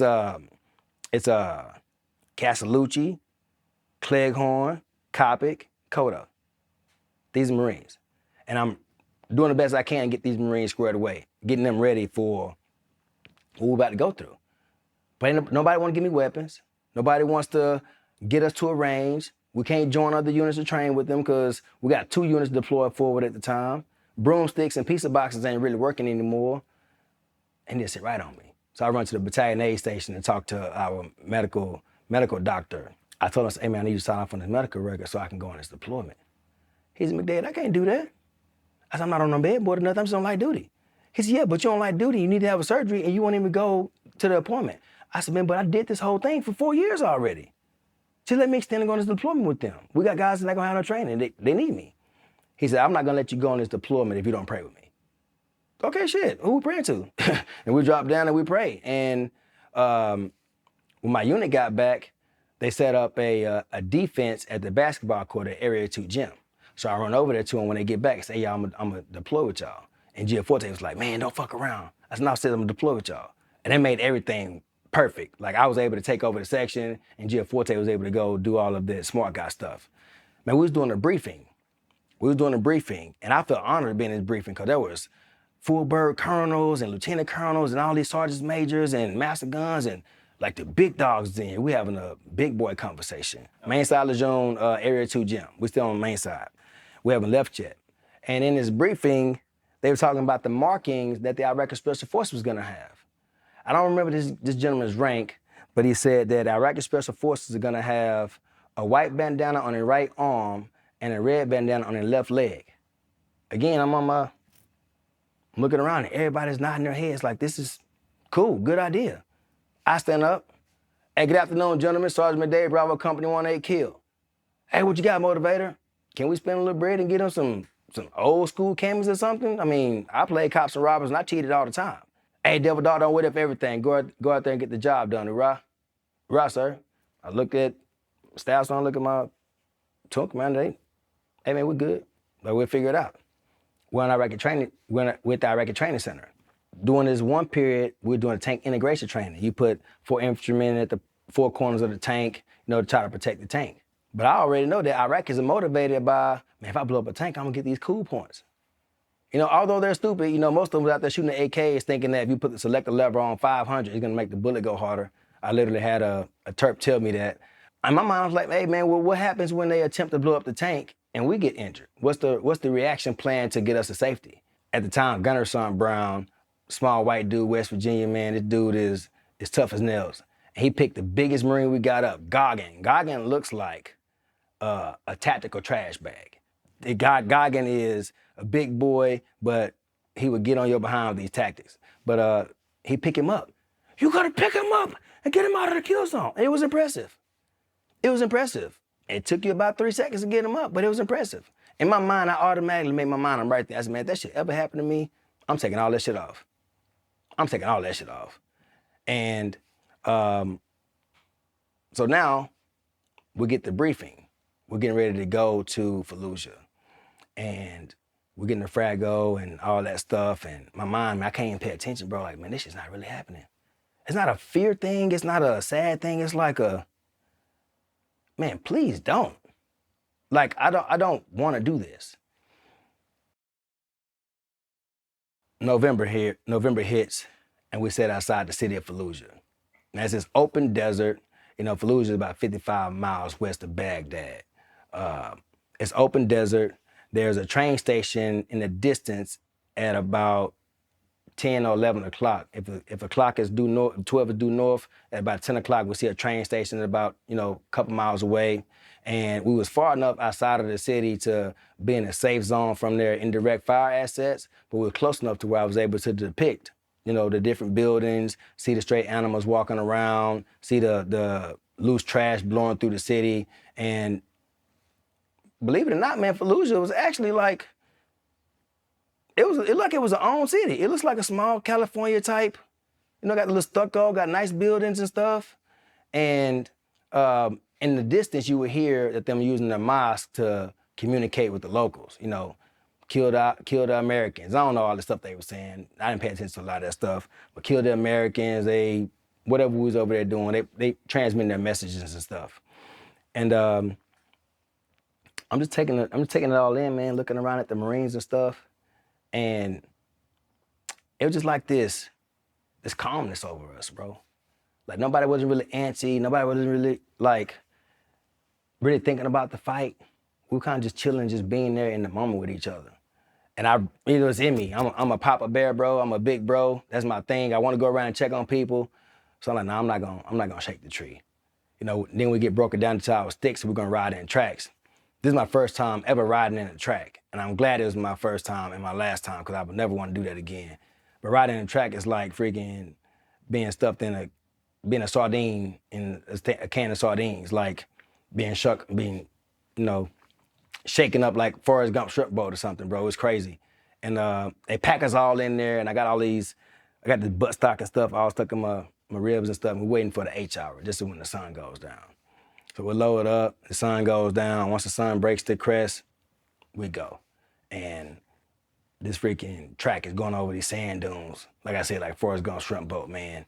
And we get there, and although it's really hard to orient yourself after having your ribs bruised, thinking that they're probably broken, we make entry into our first checkpoint. And as we're making entry, man, I remember just being in awe, dog. Like, it was explosions all over the place, purple, green, yellow sparks, and you could hear automatic machine gun fire echoing off the walls in the building. It was dark, it was cold, but it wasn't like freezing cold. It was just crispy enough to where it's uncomfortable. Make your eyes water a little bit. And we had psyops riding through the city, blasting drowning pool, let the bodies hit the floor. I was like, this shit ain't real, bro. There's no fucking way this is happening. Let the bodies hit the... I'm talking about my dude out the window of the freaking Humvee, fist pumping, bro. Let the bodies hit the floor. Like, yeah, let's go. Fuck these motherfuckers. Like, I was like, this is not happening. Make entry to our first checkpoint. We connect in with the Navy SEALs and we had some recon Marines. And I think that we all took that time just to kind of get oriented, and we just took that time we just took a break. We got oriented, and I'm not really sure what time it is, but I'm sure that it had to be after 03 because when we got to our next objective, I think it was the Mayor's Complex, we get to our next objective, it wasn't long, we was there. And I guess the sun coming up was a whistle blast for go, because soon as that sun broke the sky, bro, paka, paka, paka, rounds started going off. And we all up and we're shooting, trying to find the sniper and all kinds of stuff. Our first contact with the enemy was a bungalow truck, Mulak and Russell. There was these enemies coming down. They had a bungalow truck filled with explosives and 2 drivers. And we got a patch called, well, I ain't gonna say we, they let me have some of the patch too, but we got a patch called Canoe Head. They split the dude shit wide open, stopped the vehicle, from exploding and running into our building and everything. And unfortunately, you probably seen a photo of them in the middle of the street and one of the Marines down. There's a Marine out there with big glasses on. It's a real famous photo. That's Fallujah. That was 2nd Platoon, and that was a sniper that hit Sergeant Wells and Corporal Jimenez as they were trying to cross to get to where we was at. As they were crossing, they got hit by a sniper. And Gunnery Sergeant Shane went out there to try to retrieve him. He got hit by a sniper as well. He's still alive, but those other 2 passed. And everything changed. Everything changed, like it's real now. And I remember we were on the building, me and Mike Ramirez, you'll see a picture of us. We did a interview with the National Geographic for the Anvil of God. And Mike Ramirez was one of these older Marines who came in, had this intensity, had this maturity about him. He automatically came in, he was ready to lead. We were shooting at the sniper. He was like, hey man, we'll make it out of this, I'm gonna get fucked up. And I didn't drink or smoke at the time, like, I'm probably gonna join you. All right, black guys, I'm gonna hold you to it. And I don't see him no more, for the most part, for the rest of that fight. Later that night, we used smoke grenades to mask our movement, and we make our way out the back to go to our next objective, which is Phase Line Grace. I don't remember Phase Line Grace because Phase Line Grace was the greatest experience of my life, the most life-changing experience of my life. The rules of engagement for us, this was Operation Deer Herder. Think about how disrespectful it is. Operation Deer Herder, meaning you see him, shoot him. That's what it was. So there's no ifs, ands, or buts about it. I'm a person that embraces courageous conversations. I'm not gonna sit up here and don't know, I'm gonna ask you the question. So I asked him, so you saying that if we see the enemy, shoot the enemy? Yes. Remember I told you about the white bandana and the red bandana? So what happens if the Iraqi Special Forces are in our area of operation? The Iraqi Special Forces shouldn't be in your area of operation. They are supposed to be babysat by the Army. If they're in your area of operation, deem them as enemy. Kill bodies. What's understood need to be explained. I'm good to go. I tell all my Marines this. We're moving to Phase Line Grace. Anderson is our point man, the best land nav guy I've ever seen. I'm not boosting them up either. The guy really was good. Hey, sir, we got Iraqi Special Forces ahead. I immediately, over my PRR radio, open fire, open fire, open fire. Now we're moving, it's dark. You know, we got the 5-meter dispersion between each other. You know, we're practicing sound discipline, noise discipline, light discipline, all that stuff. But I hear that over the radio and I'm screaming, open fire, open fire, open fire. But obviously the crappy PRR radios, whatever that stands for, I don't know, it's just line of sight radio. If you're too far or you can't see them, you can't talk to them. So that's where I was at. So I immediately orient my machine gun teams. It's, look, give me a machine gun in Overwatch, give me a machine gun in this avenue of approach. And I take off. I'm a pretty fast cat, man. I'm not a Tyreek Hill fast, but I'm pretty fast. But I felt like I was running in slow motion. And I'm running, and I keep hearing, and then I hear my platoon commander come over the air and say, let's move forward and check it out. As they pick up and get ready to check it out, as they go into the alleyway, all hell breaks loose. Boom, boom, boom, boom, boom, boom, boom, boom, boom, boom, boom. By the time I get there, Gunnery Sergeant Brown had already established the CCP. CCP is the casualty collection point, safe place where you're gonna take all the people that's hurt at. So I come in there and I immediately, hey man, what's going on? He's, man, I think we got 3 hit and I think Anderson is dead. And I tell him, I said, man, I'll get him, just don't let me die. He said, we don't have tank support, we don't have any assets, any support for 45 minutes.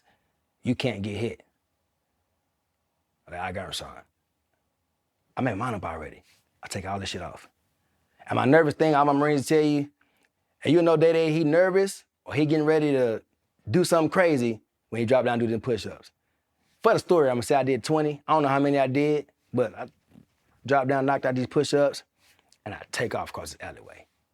Boom, boom, boom, boom, boom, boom. They can see me. I know they can see me. And like I told you, I'm handsome and it's dark, and they can see me. The first Marine I encounter in this alleyway is Robert Kelly. And I land on top of him. He's kind of hysterical. We got our head in the dirt. I'm literally landing on top of him. I said, Kelly, man, I need you, man. Bro, I need you, man. Calm down. Where they at? Where they at? Sergeant, man, I don't know where they at. I don't know where they at. I think we got somebody over this porch in front of us. Okay, I land on top of Kelly. And I just jump up and I run and I just jump over this porch. and I accidentally land on these Marines. I have cardinal direction at best. I don't know where these Marines are. I don't know exactly where I'm looking for them at. And respectful to them, I've had this conversation with them. I didn't know who they were. They are junior to me. Matter of fact, Russell came over to us from Charlie Company. He wasn't even one of my original Marines. I met him because we played football and stuff. We was on ASP Wolf, and he was good to go. Real funny cat. But he wasn't one of my Marines. I didn't know him. I'm an attachment, right, to 1st Platoon. And Dominic, he's like a 3-tier boot to me. And so I'm on this cashier Marines, and who's hit? And Russell said, I'm hit. And when I first see him, I see Anderson. And then as I blink a while, it's Russell. Where you hit at? So I'm laying on top of him, and all of us laying down, and we're behind a big block of concrete, one of those block concrete porches. So we got cover. But they're eating this porch up. They're eating this porch alive. And get Anderson out of here, get Russell out of his gear. And I'm thinking, man, how the fuck am we gonna get out of here? My machine gun opens up, and they got some suppressive fire because it was a break in the fire for a little bit. And once the break was in the fire, I got Russell on my shoulder, and I'm running. And if I had to give a measurement, maybe 100 feet wide alleyway, maybe. I don't know. I'm not good at measuring like that, but yeah, whatever. Yeah, probably about as big as your garage, maybe a little bit bigger. And I'm running, and there was a burst of fire hitting before my feet, boom, boom, boom, boom. Then hitting behind me, boom, boom, boom, boom, boom. Then they get closer, boom, boom, boom, boom, boom. Then we get closer, boom. And I remember saying, man, they're bracketing me. And I fall into a pothole. And I do the best that I can to kind of lunge Russell. He doesn't go far, but I try to lunge him, and he and I both fell perpendicular to oncoming munitions from the enemy attack. He and I just seen each other this year for our 20-year reunion, and we had an opportunity to talk about this ambush. I remember looking at him, watching him land on the ground, screaming in agony and pain. Oh my God, help me, please don't let me die, screaming. And a burst of munition hit right before him, skipped his body and went right past him. I told him that, he said, man, the same thing happened to you, bro. And we started sharing these tears together.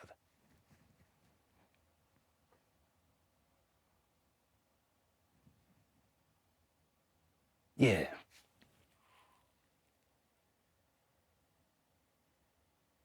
I get him back to the CCP. Get him in there. I always forget his name, man, a little black doc, man. I think his name was Lewis. It was either Lewis, I think his name was Lewis. We had Lewis and Naderman. And they were just kind of just looking and kind of brought their heads together. Hey, come on, y'all, I need y'all, dog. I need y'all, come on. Man, God was in them kids' hands, man. They were doing their thing. So I come back out, and this time, I'm low crawl. I'm just gonna stay tight to the bulkhead and low to the ground. And the little shrubs of the little bushes they did have out there, they must have had night vision capability, man, because everywhere I go, they were seeing me. And the little bushes that I was crawling under, it was burning at the top, and I'm crawling, kind of doing the whole piano field thing with my face in the dirt, and I feel this porch and kind of just feel over the top of it, and I jump over this porch, and I accidentally find Dominic. And Dominic wasn't big to carry. Like he's a little guy, took his gear off. He got shot between the neck and the shoulder. Took his gear off, got him back. He refused to leave his M16, so he kept his rifle, got him back to the casualty collection point. And this time I'm coming out and we have tanks. I can't sit up here and say I did that for 45 minutes. I can't say I did that for 45 minutes. I just think that Marines just some badass dudes. I just think that the military just some badass dudes. And I don't know if it was Army tanks or Marine tanks. They just said, fuck this, I'm going over there. And they came.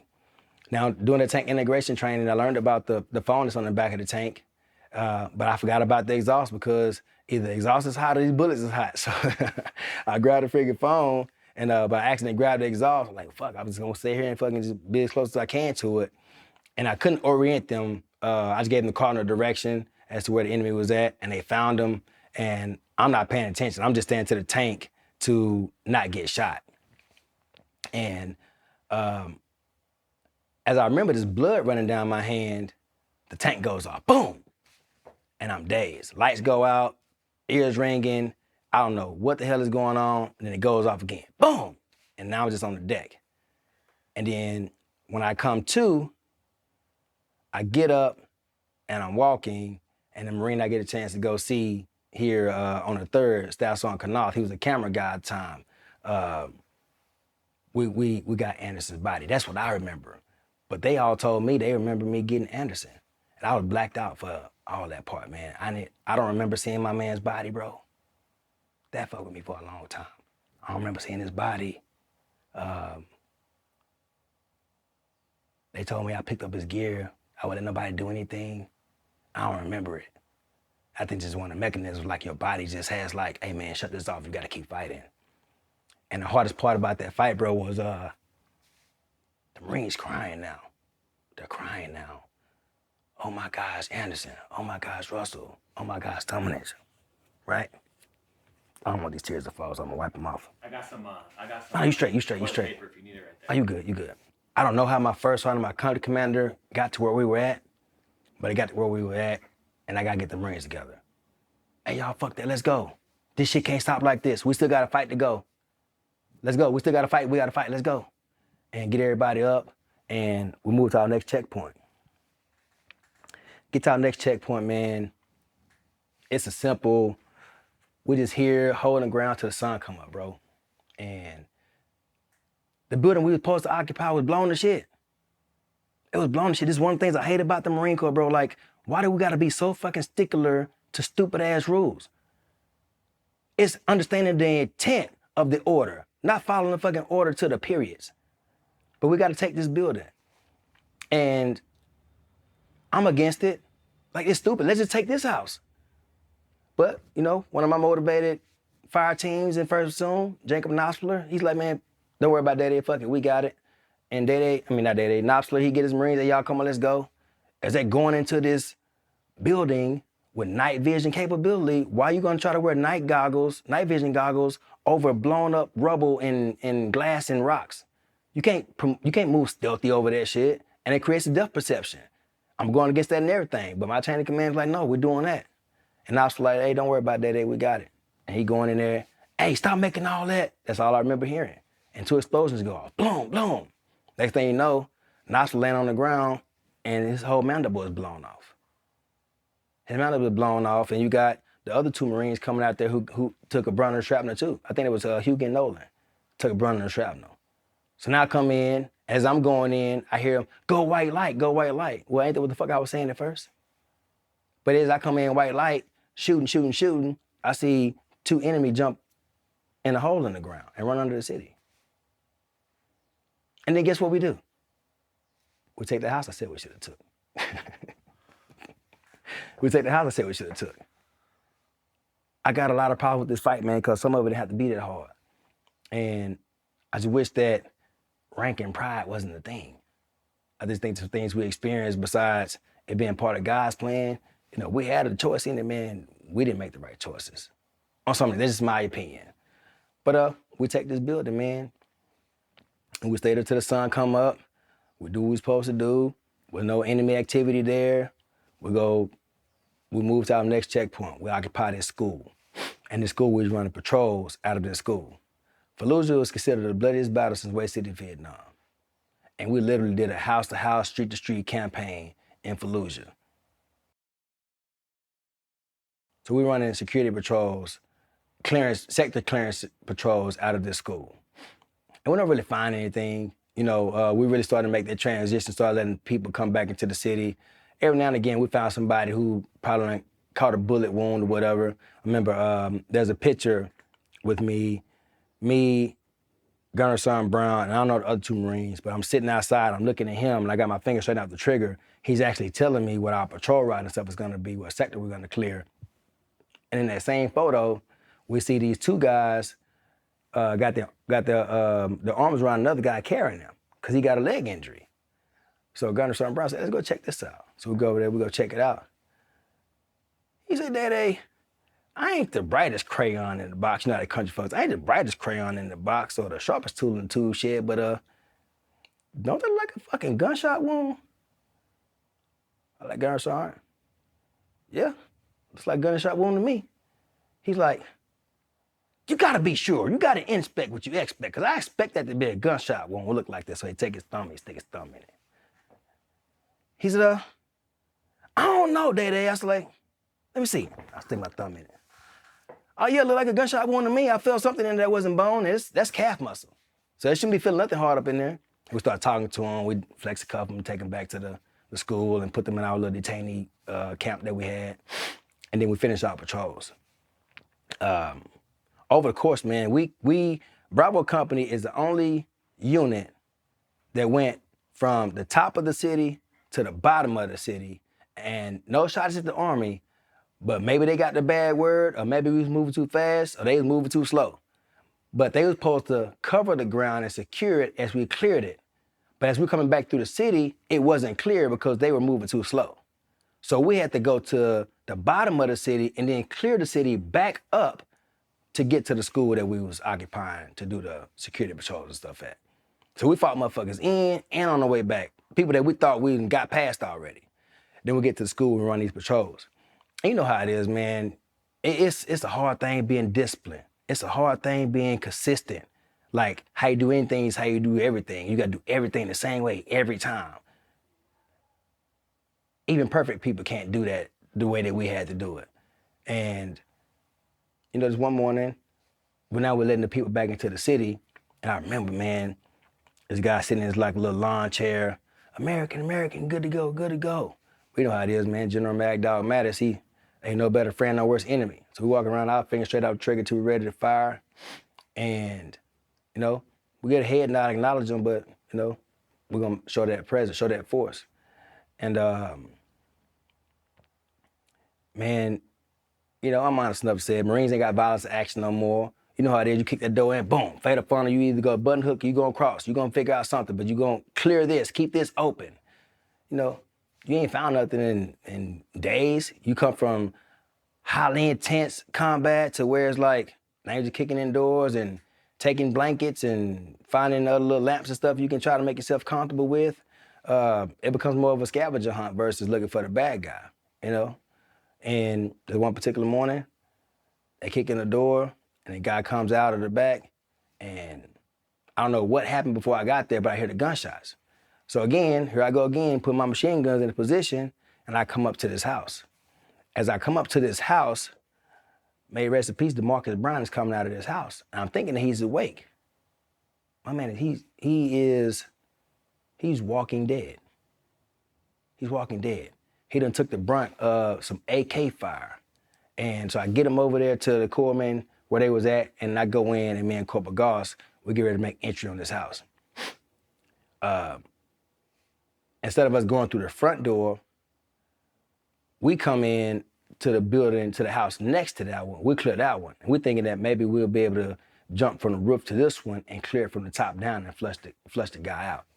Well, we came from the top of the roof after we jumped from roof to roof. We came from the top, but it led us right out to the front door. So we make entry, and at this time, we got Marines in there. Still, Gabriel is in there, and there's a couple other Marines in there, and the enemy throws a grenade. Throw a grenade, we all jump for cover, they leave, and now it's just Gabriel is inside this room laying on his face, but he's still breathing. And so everybody's outside now, and we pulled everybody out because every time we would make a shot, the bullets were coming out of the house and ricocheting, so even the inner cordon and the outer cordon wasn't safe. So everybody literally just had to seek cover, but also try to find a position to where they could still have an opportunity to be able to shoot at the target if need be. So me and Goss, we take the lead, and we're gonna make entry in this house to get the guy out of here. And now, if I can do a job at setting this, I'm the entryway, and direct across from me is the first room. And then if you're facing this room to the right, there's another room, and direct front would be the camera. That's another room. And then if you come in immediately button hook, do like a U-turn, there's a room right here, and then there's a room directly here at 3 o'clock. And this whole little area here is kind of like a little common area, like a little meeting area, maybe they drink tea or something, I don't know. So I show Goss the flashbang, he nods, I throw the flashbang in, boom. And we come in and go straight to this room right here. Now this room right here is a front-facing room, so there's a window here that's ground level and it has furniture inside this room. Well, while Goss and I are in there, we're stacked on this hatch. The same wall that we're on, the enemy is in this room next to this wall that we're stacking on. Well, Sergeant Williams climbs through the window and wants to talk about the plan of going to get this guy. You know, and he and I had this conversation. It was kind of heated. Ain't no fucking time to be talking. We don't train for this shit already. What we gonna talk about? What are we gonna do different right now? And as we're talking, the door opens and Gabriel is breathing and the guy takes pop shots at Gabriel. And I don't know why God put this on me or let me watch these cartoons when I was a kid or these shows, but I took a couch cushion off the couch and I threw it out of the room. And I hear, and a bolt lock to the rear. And I came out, boom, boom, boom, boom, boom. And then Goss came out, boom, boom, boom. And Wills came out, boom, boom, boom. So now we're gonna pin him down in his room, and there's all three of us there. And Williams was the smallest, I was most athletic, and Goss was the biggest. So I said, look, all y'all give me y'all grenades. Goss, you the biggest, you got a big ass foot too. You're gonna kick the door. No, Williams, you're gonna shoot. So Williams shoot like 5 or 6 shots, do a little T-cross, and then Goss kick the door, I throw a grenade. Boom, and it goes off. Every time the grenades exploded, it provided this black soot type smoke, right? So it took us a long time to do it, but we did that for 5 rotations. I threw all 5 grenades. And then finally on the 5th grenade, the guy throws his body against the door. He had all this furniture and stuff inside of there to kind of barricade himself in. So he throws his body against the door and Goss kicks the door open again. I pull my sidearm out and reach around and unload the mag on him. Some blood comes from under the door. Finally, we could push the door open wide enough, and Will and Goss push the door open, and I dragged the guy out. I'm like, this that motherfucker that was waving at us. And Goss was like, you fucking right, that is him. And as I'm getting ready to off him, Goss was like, hey man, McDade, those are my Marines. My bad, bro. And there are 2 distinct shots. When we come outside, my platoon commander, hey, McDade, there was 2 distinct shots. Yes, sir, mission accomplished, let's go. And we keep going. Thanksgiving. We had lost so many Marines. We just gotta secure the school. We can't go out and do any more missions. We hanging on by a thread, we just making it home now. Second platoon is out there on Thanksgiving, and they at this, I'm gonna call it the projects, like duplex type environment where they done barricaded off certain parts of it to channelize you into machine gun fire and all kind of craziness. Man, second platoon went over there and experienced something as crazy as fighting in the trenches of Vietnam, bro. Like to hear that stuff happen over the radio, to hear the Marines being caught in booby traps and running into freaking machine gun fire and all this other kind of stuff, and it was crazy. And they wouldn't let us leave. We couldn't go help them. And we had to sit there. Like the most difficult time of my life to ever follow orders was probably then. But we did. And finally we was able to get up out of there December 22nd. December 22nd, we was able to leave and we started making our transition back to Al-Assad. Get to Al-Assad, stay there for a month through that whole thing, whatever. We actually make it back to Camp Lejeune, February 1st, 2005. I'm gonna tell you, man, a lot of people have an opinion as to why we fought over there and what shoulda, coulda, woulda, and shouldn't have, and all that other kind of stuff. For me, remember I told you, man, I came in open contract. You know, and at the end of the day, although I had the choice to still stay in, it was my choice. It was my choice to be on whatever my country is on. It was my choice to say, if I'm okay with taking the 1st and the 15th, then I'm okay with giving up the 1st and the 15th too if I need to, because it was my choice. For me, my mindset behind it, bro, is somebody got to do it. I'm not even a Nike fan. I like Jordan, you know, Kobe is my favorite, Magic Johnson, LeBron James, they're my favorites. I like Jordan, but this really, just do it. You said you're gonna do this. Why we gotta have a conversation about it? Once I hit it here, support and defend the Constitution against foreign and domestic, what's there to talk about? So that's my mindset. Do I agree or disagree with the fights and all that kind of stuff? I don't agree with violence at all. Every time I've exuded violence, I lost. This fight for Fallujah, I've taken L's. I'd much rather have Anderson back here than having a Navy Cross. There's conversations about it being a Medal of Honor. I'd much rather have Anderson over all of it. I'm taking L's. I'd much rather have a healthy, genuine, authentic relationship with my kids. I'd much rather be the JR that everybody knew me to be versus the version of myself that I had to build because I didn't know who I was. Every time I experience violence, I take an L. So I don't have an opinion about it, but my opinion about it is that I thought there was some badass fucking dudes. I thought there was some bad motherfuckers who stood on what a nation needed us to stand on. That's my mindset about it. I didn't want to come back, bro. I remember pulling up to that bus.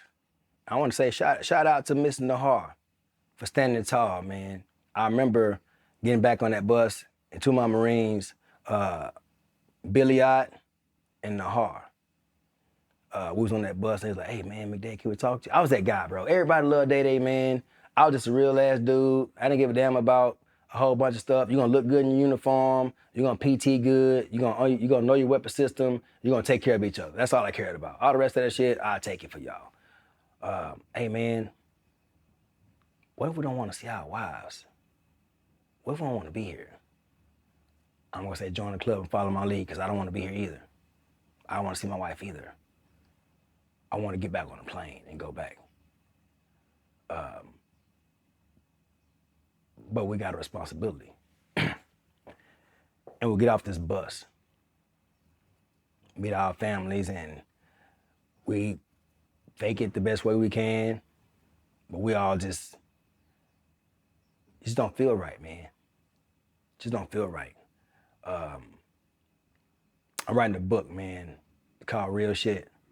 Real stands for relentless effort aligning life, and shit is strength and hope and transformation. And that's what I gather from all this stuff. If I don't have the relentless effort of aligning myself to have a good life, aligning myself to be a man I can be proud of, aligning myself to be an example, aligning myself to be about my father's business, if I don't work relentlessly to put that in, I don't know what my life looks like. And you gotta go through shit to get to it. So if I told my Marines, we gotta go through this, man. This here's temporary. You know, we'll get used to being back home, say we got used to being over there. It's not true. It's not true. I didn't want to be around nobody. I was numb. You know, I couldn't even barbecue because it smelled like JP8, the fuel we used to burn piss and shit. You know, bro, I went 12 years, man. 12 years, 2 to 4 hours of sleep each night, sweating out my rack at least 5 nights a week. That's a good week. Sometimes I would go weeks to sweat out my rack every night. And it's like somebody took a freaking vice holder or something and locked your eyes in place and make you watch a movie you don't want to watch. Like you're in a trance, you can't move. You know, going into a movie theater, my analogy of how it was in my brain, like if you went to a movie theater or a concert or something, leaving the movie theater or the concert, but it's louder in your brain than it was when you first originally experienced it. For 12 years, bro. Like, think about sleeping on your arm wrong or sitting too long and maybe a part of your body go numb. Your whole body is numb. Even your ears feel numb unless you find a way to deflect and redirect your attention and go do something. That's why I love being a drill instructor. It kept me busy and kept my mind off of the demons that was haunting me. And when I first heard the diagnosis of PTSD, I even remember asking my doc too. I was like, if this is PTSD, then what was it when I first came in? He said, I don't understand. I said, what I feel right now is very similar to what I was feeling when I told the Marine Corps recruiter, yeah, I would go be a Marine. He's like, well, did you experience childhood trauma? I said, yeah, a whole bunch of this shit. A whole bunch of this. I didn't have nobody with no machine guns, no AK shooting at me. I thought it was on TV. But yeah, a whole bunch of this.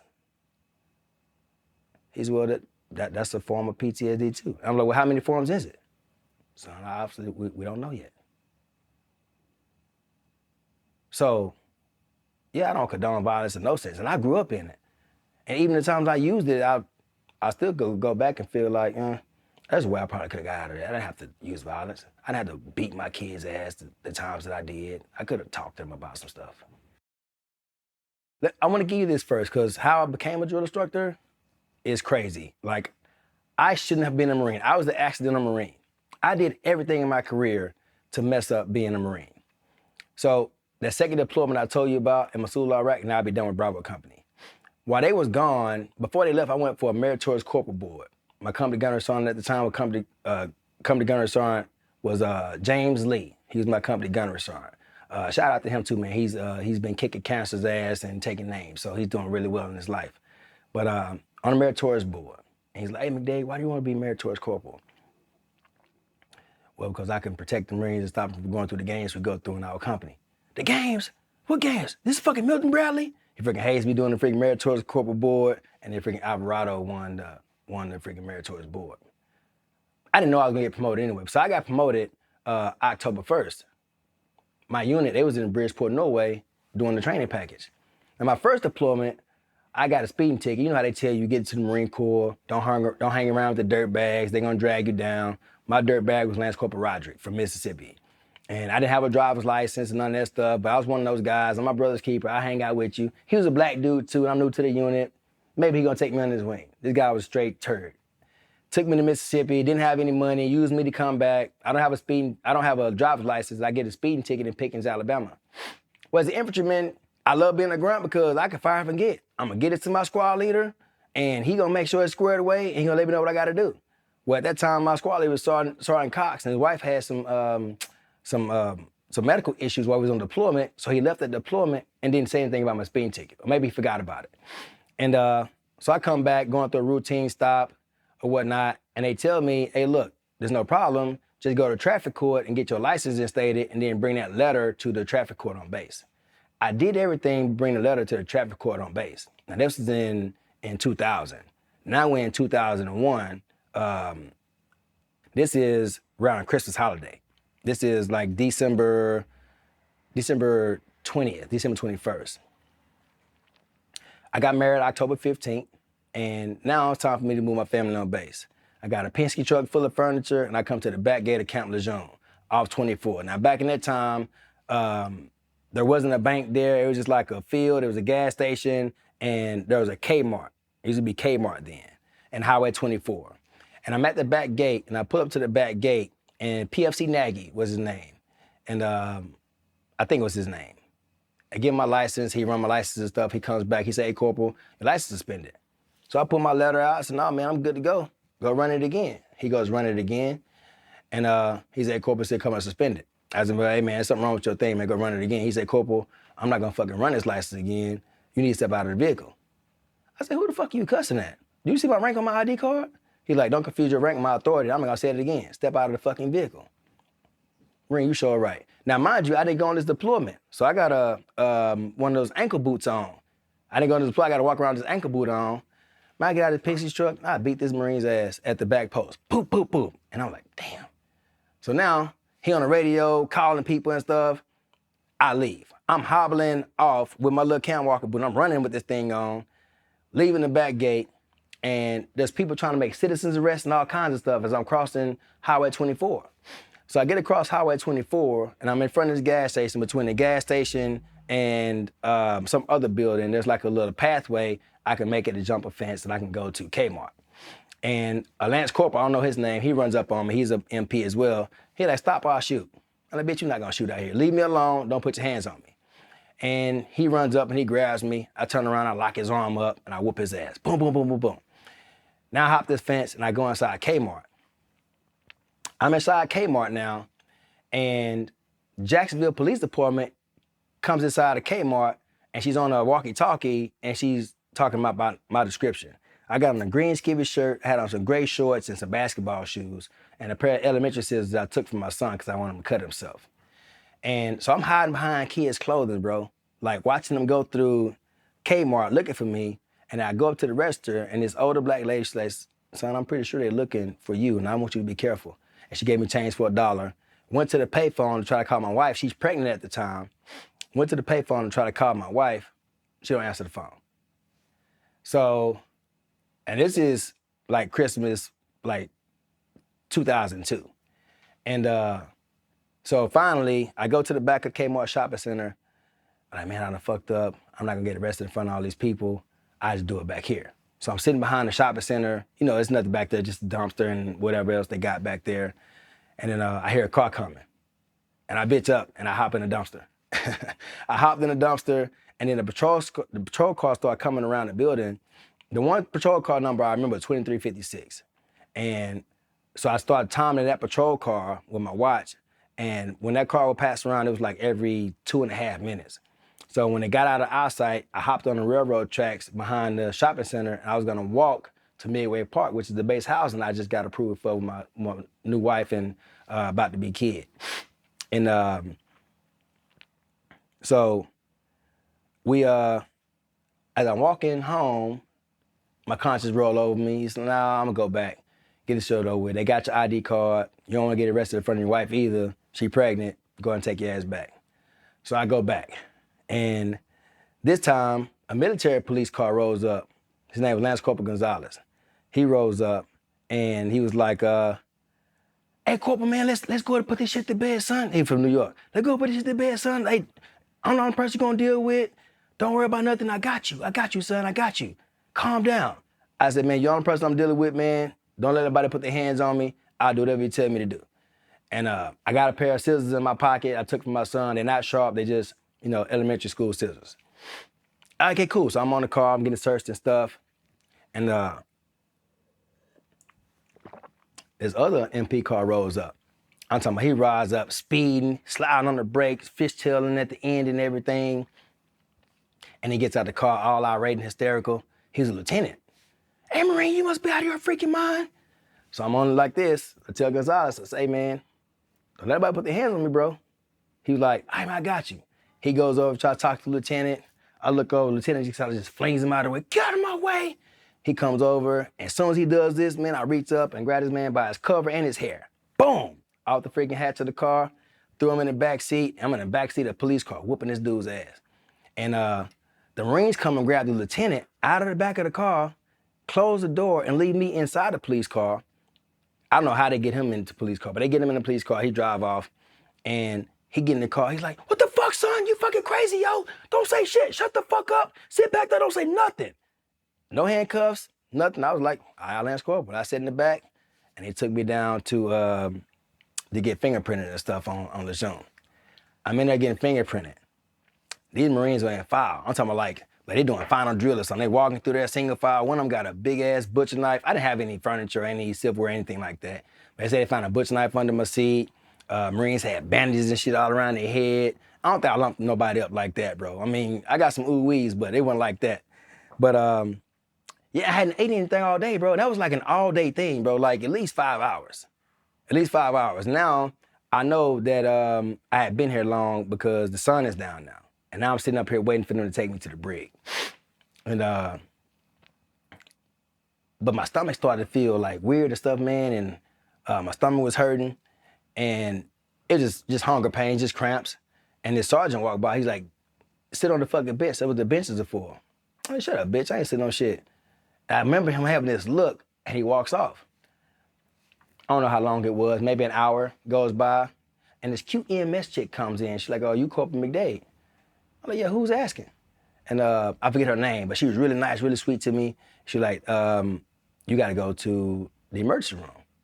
So what am I going to the emergency room? No, I said, I'm not going to the brig in a freaking EMS vehicle. What are you here for? She said, you gotta go to the emergency room. Emergency room for what? They the one got the bandages on. And she's like, stop showing out. You can go to the emergency room, you can see your wife, you ain't go to the brig right now. Trust me. Yes, ma'am. So I get in the back of this EMS vehicle, and she said, now, they seen you swallow something while you was running. I said, man, I ain't swallow shit. I ain't swallow nothing. She's like, well, whether you said it or not, you're in custody, you gotta get your stomach pumped. So they made me bite down on this little white hose and took this little water hose thing and just ran it down my throat. There was nothing in the bottom of my stomach, bro, not even spit. My shit was just air. And she's like, yeah, there's nothing in there. So when you get to the hospital, we get you some food and all this other kind of stuff. And man, I get there, man, my first sergeant, he was broken, and my wife at the time, she was all, you know, distraught and everything, and I just felt terrible, man. Went to the brig, on December 21st. Went to the brig. I was in the brig until Christmas Eve. They let me come home for Christmas, and I was there to spend Christmas with my family. And my unit was away doing Bridgeport Norway training. So I hadn't gotten to any seriously like record book trouble yet, but I got this charge on me from the military. My unit comes back from Bridgeport, Norway, February 14th. February 14th. And Lieutenant Colonel D.K. Hogue was my battalion commander at the time. And I love him because he was the father to our battalion. He was like really approachable, wasn't one of those like water walkers. He did Bull in the Ring with us on Fridays. His XO used to come and take his tooth out. He was a freaking college wrestler and stuff and get into it with us. Like, my unit was like that unit, bro. But, so I'm sitting up there in Alphas. I got my Alphas on, got my corporal chevrons, I still got my walker boot on, and my battalion commander has my record. He's looking at it. He looks at me. He says, you got meritorious promoted corporal, huh? Yes, sir. Okay. Looks down. You got a NAM as Lance Corporal too, huh? What happened with that? Sir, my roommate tried to kill himself, sir, and I stopped it. Okay. Looks down. Looks up, shakes his head, he looks back down. And he slams the book closed, and he just kind of starts laughing. And I start sweating, bro. I start sweating so hard. I'm like, oh my fucking gosh, man, this dude is laughing. This is about to be bad for me. And my chain command at the time, they all standing side by side to the left of him, and he's at the desk where I'm at, and I'm standing in front of him where the camera is. And he's like, are we sure we got the right Marine up here? Because this Marine has a walker boot on. He said he thumped on 2 enlisted Marines and 1 Marine officer. And maybe we need to talk about our military police security. He kind of started joking. Hey, Todd, what you got? And he's just like shooting shit with them. And my company commander, he was, rightfully so, he was let down. He said, sir, I could never have imagined this. Throw the book at him. And my first song, like, sir, I concur with the company commander, throw the book at him. Then my section leader said, throw the book at him. Romero was like, sir, I understand he did what he did. He should be held accountable for his actions, but he's a good Marine. As you read in his service record book, he even told me, he said, I'm only a meritorious corporal because I had a meritorious lance corporal who put me in position to be a meritorious corporal, because we both was there to say that Marine because of his initiative. He's always had that kind of initiative. I think this is, and then the battalion commander was like, I know what this is. And then Romero shut up. He said, this is an isolated incident. He said, hey, Marine, this is an isolated incident, isn't it? Shake your head north or south. I was like, yes, sir. He said, and it won't happen again, will it? Shake your head east or west. No, sir. And then he was like, he said, I ain't gonna throw the book at him, you guys. Like, this is one time, but unless you guys inflating pros and cons, he's a pretty good Marine. I believe it's an isolated accident. I'm a bet on him. He said, but I'm taking those chevrons. You're no longer an NCO in my battalion. If you want to be an NCO, you're a big Marine that I think you are. And he got up, ripped the chevrons off my Alphas, and he told me, I'm reducing you in rank to Lance Corporal. He said, I'm a suspended reduction for 6 months. He said, you're the Marine I think you are, then you'll be NCO again within a year. Yes, sir. And get out of my office. I tried to do an about face. He said, you will not disrespect my freaking uniform trying to about face in a fucking walker boot. Get the fuck out. So I got out and I was crying and stuff. And I saw Major. He was like, hey man, you got off. He like, you was on the news. You made the news. And you got reduced in rank and suspended. And my battalion commander told me, he said, if I so much as see a scuff on your boots, I'm gonna reinstate this punishment, I'm gonna NJP you, I'm gonna kick you out of my Marine Corps. Yes, sir. Fast forward, I did my time, whatever the case may be. I'm not even worried about the time. I'm just worried about being McDade. Just let me get past this shit, get my respect from my Marines back, because my Marines still calling me corporal. Like they love it. I said, nah, man, call me Lance Corporal. That's what I earned. I let y'all down. And battalion commander came to the barracks. Hey, McDade, battalion commander wants you. Man, I had just, did you use those little sponge brushes you was in, those little things to keep your boots extra shine? Yeah, I had one of them. I just went over my boots, bro. Just went over my boots, came down there, reported in. Good afternoon, sir. Lance Corporal McDade report, whatever. And I had a piece of grass on my boots. And he started blasting. I'm talking about, bro, I started instantly sweating my cameras. Is that a scuff? Is that a cuff? Hey, Sergeant Major, come here. Is that a scuff? And I'm about to start fucking shitting bullets. He said, no, it's just a piece of grass. He said, hey, Marine, thank you for being who I said you were. You got 5 minutes to be in formation and chevrons, and the ones you cover don't count. I had to take my cover off, take them out. I had to run the Delta, get some chevrons, and run back to Alpha for formation, and be squared away for formation to get promoted to corporal. When we come back from Fallujah, I had to go through an ankle surgery. I went through PRK surgery, and I had to go do like TBI stuff and all that. And I didn't get a chance to talk to people because the blood that was running from my hand, I don't know how I got hit, to be honest with you. I just know that when I looked at the doc, I had this hunk of metal thing hanging out of my hand, and he pulled it out, and he's like, well, it didn't hit nothing major or whatever, we're just packing and good. Packing and knocked out by the tank. I didn't get a chance to report that. So when I get back, having to do all that stuff or whatever, going through all of that process of updating your medical records and all that stuff, they learned I had been in the unit for almost 6 years. It's like, bro, you gotta rotate. And I was like, well, hey, first one, I appreciate everything you've done for me, man, but I'm going on the next deployment. I don't wanna rotate. I don't care about getting promoted. I'm going back on deployment. He said, man, I don't work that way. I said, it can't work that way. I've been here for 6 years. It can work that way. And he said, man, why don't you go out and do something else for the Marine Corps, man? You ain't got nothing to prove in Iraq. I said, I wasn't trying to prove nothing in Iraq the first time. I'm going back. He said, okay, I'm not a first time for nothing.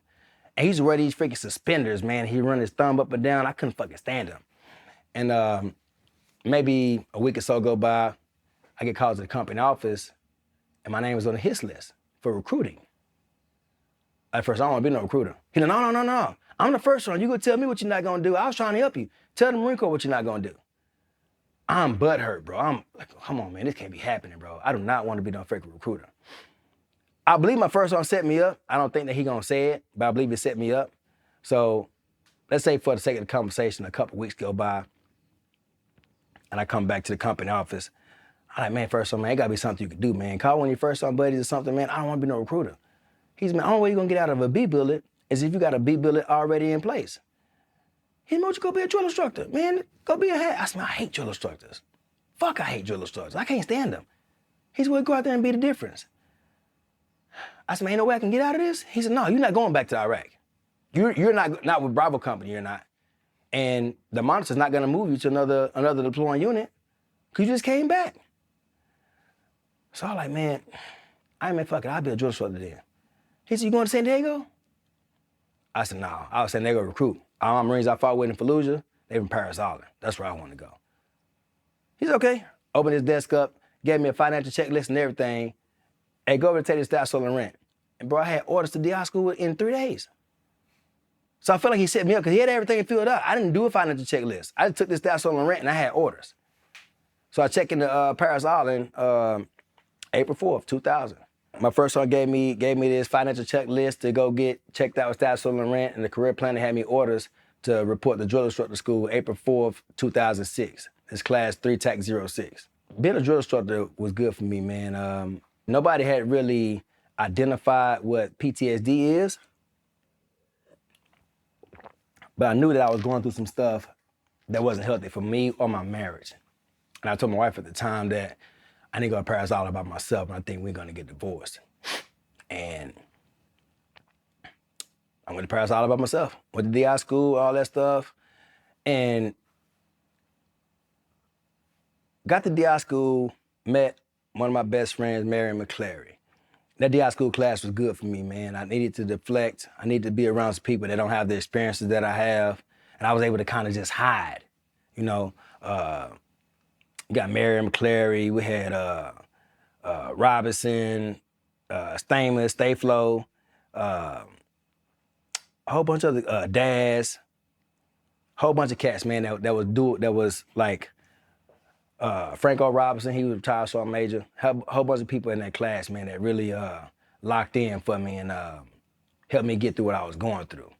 And I'm not gonna lie to you, drill instructor school wasn't that difficult. It was pretty easy. I wasn't a good runner, so the PT was hard for me as far as the runs and stuff go, because when I had my ankle surgery, August 2005, I didn't run a PFT until I checked into DI school.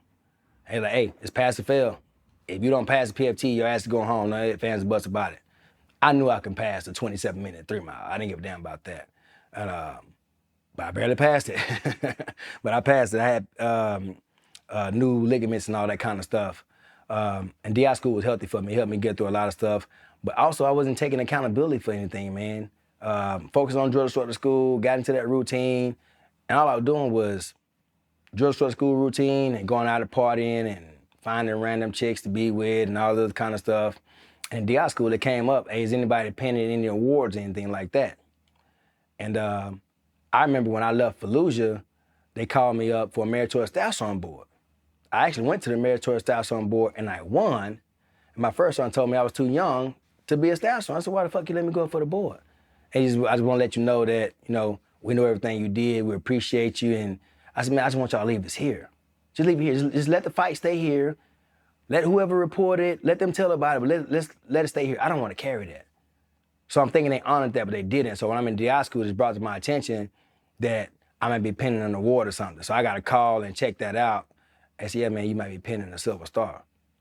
I don't want to say that in front of everybody. You know what I'm saying? I don't want to say that shit in front of everybody, especially when I'm already in the running for the Gung Ho Award. We had a guy in our class named Ellis who went UA. And if he didn't go UA and everybody make a joke about it, I would have been a Gung Ho recipient of DI school. Like, I was honored, bro. Like, I was motivated about being away from 1-8 because it was a constant reminder. And it allowed me to not miss my Marines as much by being focused on, my left, right, lefts. You know what I'm saying? But yeah, that caught wind in DI school. And now drill instructor school instructors, they on they, gotta prove they better than me type shit. They give you a class about the M16, but they use a gigantic M16 just for the optic or whatever. And hey, McDade, my M16 bigger than yours, and all this kind of stuff. And I know it was all love and kind of funny, but nobody really knew that they was gonna meet me.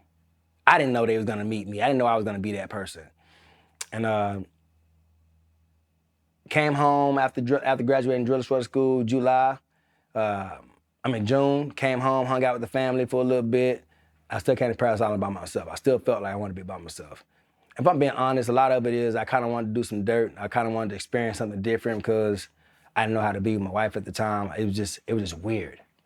I know she's the mother of my kids, because she was pregnant when I was at Paris Island. I didn't know that until she told me. And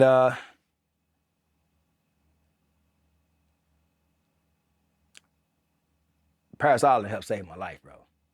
If I wasn't a drill instructor going through all that stuff, man, carrying all that stuff, I would have lost it. There's no right way to go through your trauma and your struggle, and I want to exonerate myself for anything I did, but the book I was telling you about, Real Shit, is a story about a young man's journey from the crack house to the White House, transitioning from hoodlum to hero, going from menace to minister. Notice I got menace to minister after hoodlum to hero. I became a menace after Fallujah, man. All the stuff I was dealing with, and I'm already from the street, so I'm trying to figure it out for myself.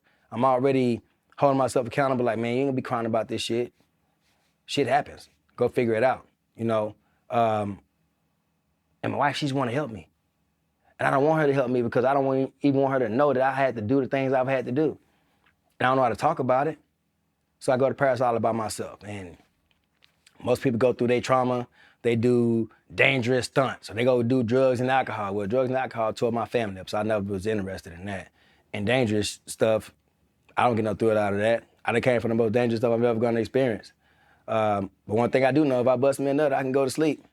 So any little chick that's gonna shoot the eye at me, man, I was on it. They don't make a lot of sense they don't make sense to a lot of people. And at the end of the day, but you're not me. So I'm not making no excuses about being an adulterer and all of that kind of stuff, man. But everything that came with PTSD, I handled it the best way that I could. And I'm still breathing today, so I apologize for the people that I hurt, and I forgive myself and them. So my first cycle, man, I was on an all-sergeant team, and instead of taking the whole leave like everybody else do when they graduate DI school, I only took a couple of days and I came back to Paris Island. I was, working the train. Now, when I was in drill instructor school before I graduated, they got an opportunity where you go to get a chance to bird dog. So you bird dog with some drill instructors and they show you the ropes and show you how to do it. Most of them, they pussies, man. They don't want to really get to it. They try to, be on their P's and Q's because they feel like drill instructor school students are gonna go tell. Man, I got lucky. Man, I landed on Thomas and Sepulveda, the Alpha Company. And dudes let me bird dog with them. And they showed me the ropes, like really showed it to me. And Sepulveda, he was Sepulveda was the third hat. He was the third hat, and I think Thomas was the heavy. And Sepulveda came to me, bitch, I ain't got time to be fucking explaining shit. You in or you out? I said, I'm in, let's go. And I just fucking started doing what he was doing as drill instructor school. And as long as it didn't get to the schoolhouse, I was good to go. So when I came back, I said, man, I want to work with y'all before I pick up. Man, let me work with them before we pick up. Only a couple of days. Watched the BDR a little bit and got a chance to fuck us recruits a little bit. That was my kind of life. They was training some fucking recruits. They were training recruits. So I pick up with my company and all sergeant team, and they teach you in drill instructor school that if you tell a recruit you're gonna do something, do it. If something goes wrong, the kid can't see it go wrong on your face. You have to be the epitome of discipline, calmness, coolness, and collectiveness. You have to do all these things. And obviously I don't say it like that, but basically if shit going wrong, it needs to go right with you. And if you need some help as a new drill instructor, then you just make sure you open your fat ass mouth and scream to the top of your lungs, and that drill instructors inside the duty hut or whoever it is, they'll come out and they'll get the deck. Well, to one particular time, now I'm the third hat, so I'm responsible for practical application, which means they need to understand military history, custom and courtesies, how to apply tourniquets and all this other kind of stuff. I said that because at a particular time, they gave me some time. We're getting ready for prac. Okay, I'm going over how to apply a tourniquet. Well, I'm not supposed to like recruits, and I don't want to really teach this anyway, and I'm out here by myself, so I'm gonna fuck me some kids up. They're not listening anyway. So this is in the middle of July, maybe August. No, it's after my birthday, so it's in August. Paris Island, sand fleas on, sand fleas is turned up, the heat is turned on hell. You can see freaking heat waves coming from the freaking asphalt. Like Paris Island is hot. And it's a big summer platoon. I got about 82 hoes, 82. Yep, I call recruits hoes, I don't call them recruits. So I got 82 hoes, so I got them in and out of the house, in and out of the house, into the pit, into the house, into the pit, into the house. I don't know what kind of training value this has, but I took 82 recruits and stuck them all in the shitter. And if a pinky finger was hanging out, we're getting back outside and going back to the pit. So think about 82 recruits in about 4, maybe 5 stalls, all stacked on top of each other. If a freaking bootlace is out, if a pinky finger is out, then it comes to mission, we're getting back outside. Well, I guess this heat has gotten to them, because now I also got them carrying the ice cooler from PT. I got them carrying Foot Lockers out to the pit. Because I'm trying to make some noise for somebody to come out here, because I done been on deck all day, and he's only gonna give me 20 minutes. I know we gotta get ready for chow. I know all this stuff. I've been paying attention. My senior drill instructor is in there asleep. He's in there asleep. So this last time I get them back in, they're coming out of the head. Now the head on Paris Island is a double hatch. They, open and closing, they both folding doors. Well, this recruit was coming out, and mind you, I was teaching them about how to apply a tourniquet. Where this recruit was coming out of the head, last recruit off deck, and he trips, and the hatch comes back and hits him in the top of his head, and he falls on the deck and he's bleeding. Now, I'm not sure if you can see this, but I got a scar on the top of my head from Iraq 2003 in Dubai. The recruit got the same kind of scar in the top of his shit, and he's leaking on the quarterdeck. And I can't show that there's something going on. I can't show that there's something wrong. I can't let the recruits know that I don't know what to do. I'm not gonna lie to you, bro, I got motivated. This is my vein. You motherfuckers don't know I really fucking do this shit. I'm excited, 'cause I'm about to get these fucking recruits locked on. So I go off. Ears, open, sir, eyeballs, click. Hey, you see what the fuck happened? You a fucking dumbass? We got a couch to that combat now. Hey, training's still going. How the fuck we gonna apply the tourniquet? Squad leader, get up here, bring my gear. Hey, sir, it was first things first. Sir, open the tourniquet without contaminating the contents. Okay, why? Sir, you don't want to get you don't want to get the site infected. Okay, good. Go apply it. He went over there, trying not to touch the white part. He putting it on top of the recruit head, all soft and shit. No, bitch, you put it up there. Boom, and I snagged it up there. The recruit started screaming, ah! Did I tell you to break position of attention? Lock your fucking body. And I stuck my finger in the top of his head. I didn't want to see if his skull had cracked or something. Stuck my finger in the top of his head. I just felt like a little mushy flesh. It was just like white meat. And then he started screaming. I said, lock your freaking body. Ah, sir. If you move again, bitch, we're gonna fucking start over. We're gonna do this shit again. You understand that? You apply the tourniquet. Ah, sir. And he put it up there. And he apologized. Nope. And no apologies, come back. Good, get back online. We starting over. Oh, you get outside. He's still on the fucking quarterdeck leaking. Get him outside, get him back in the house, get him back up there, get my gear, come back over there. We go through the whole process again. You open it up, pull out the contents without touching it so you don't contaminate it.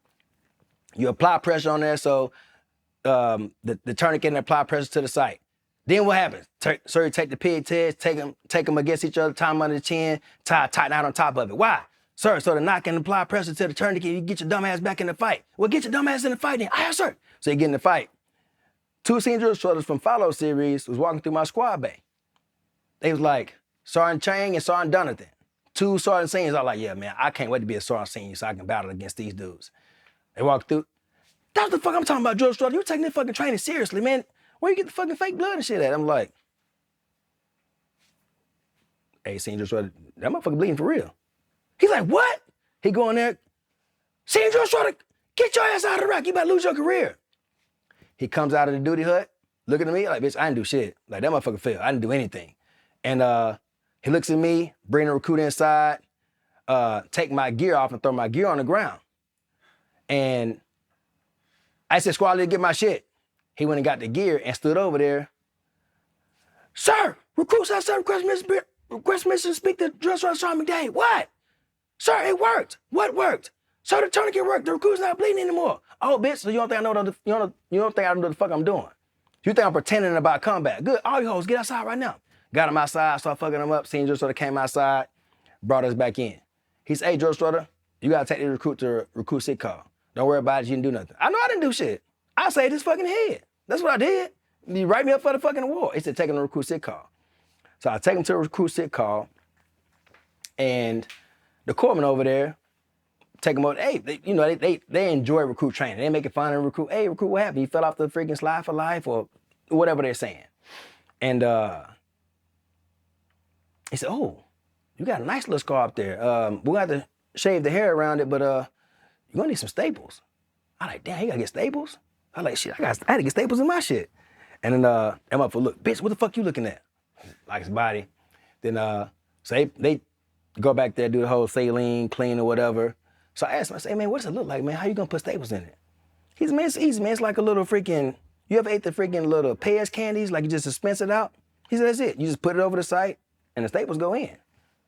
He like, you wanna do it? I said, y'all will let me do that shit?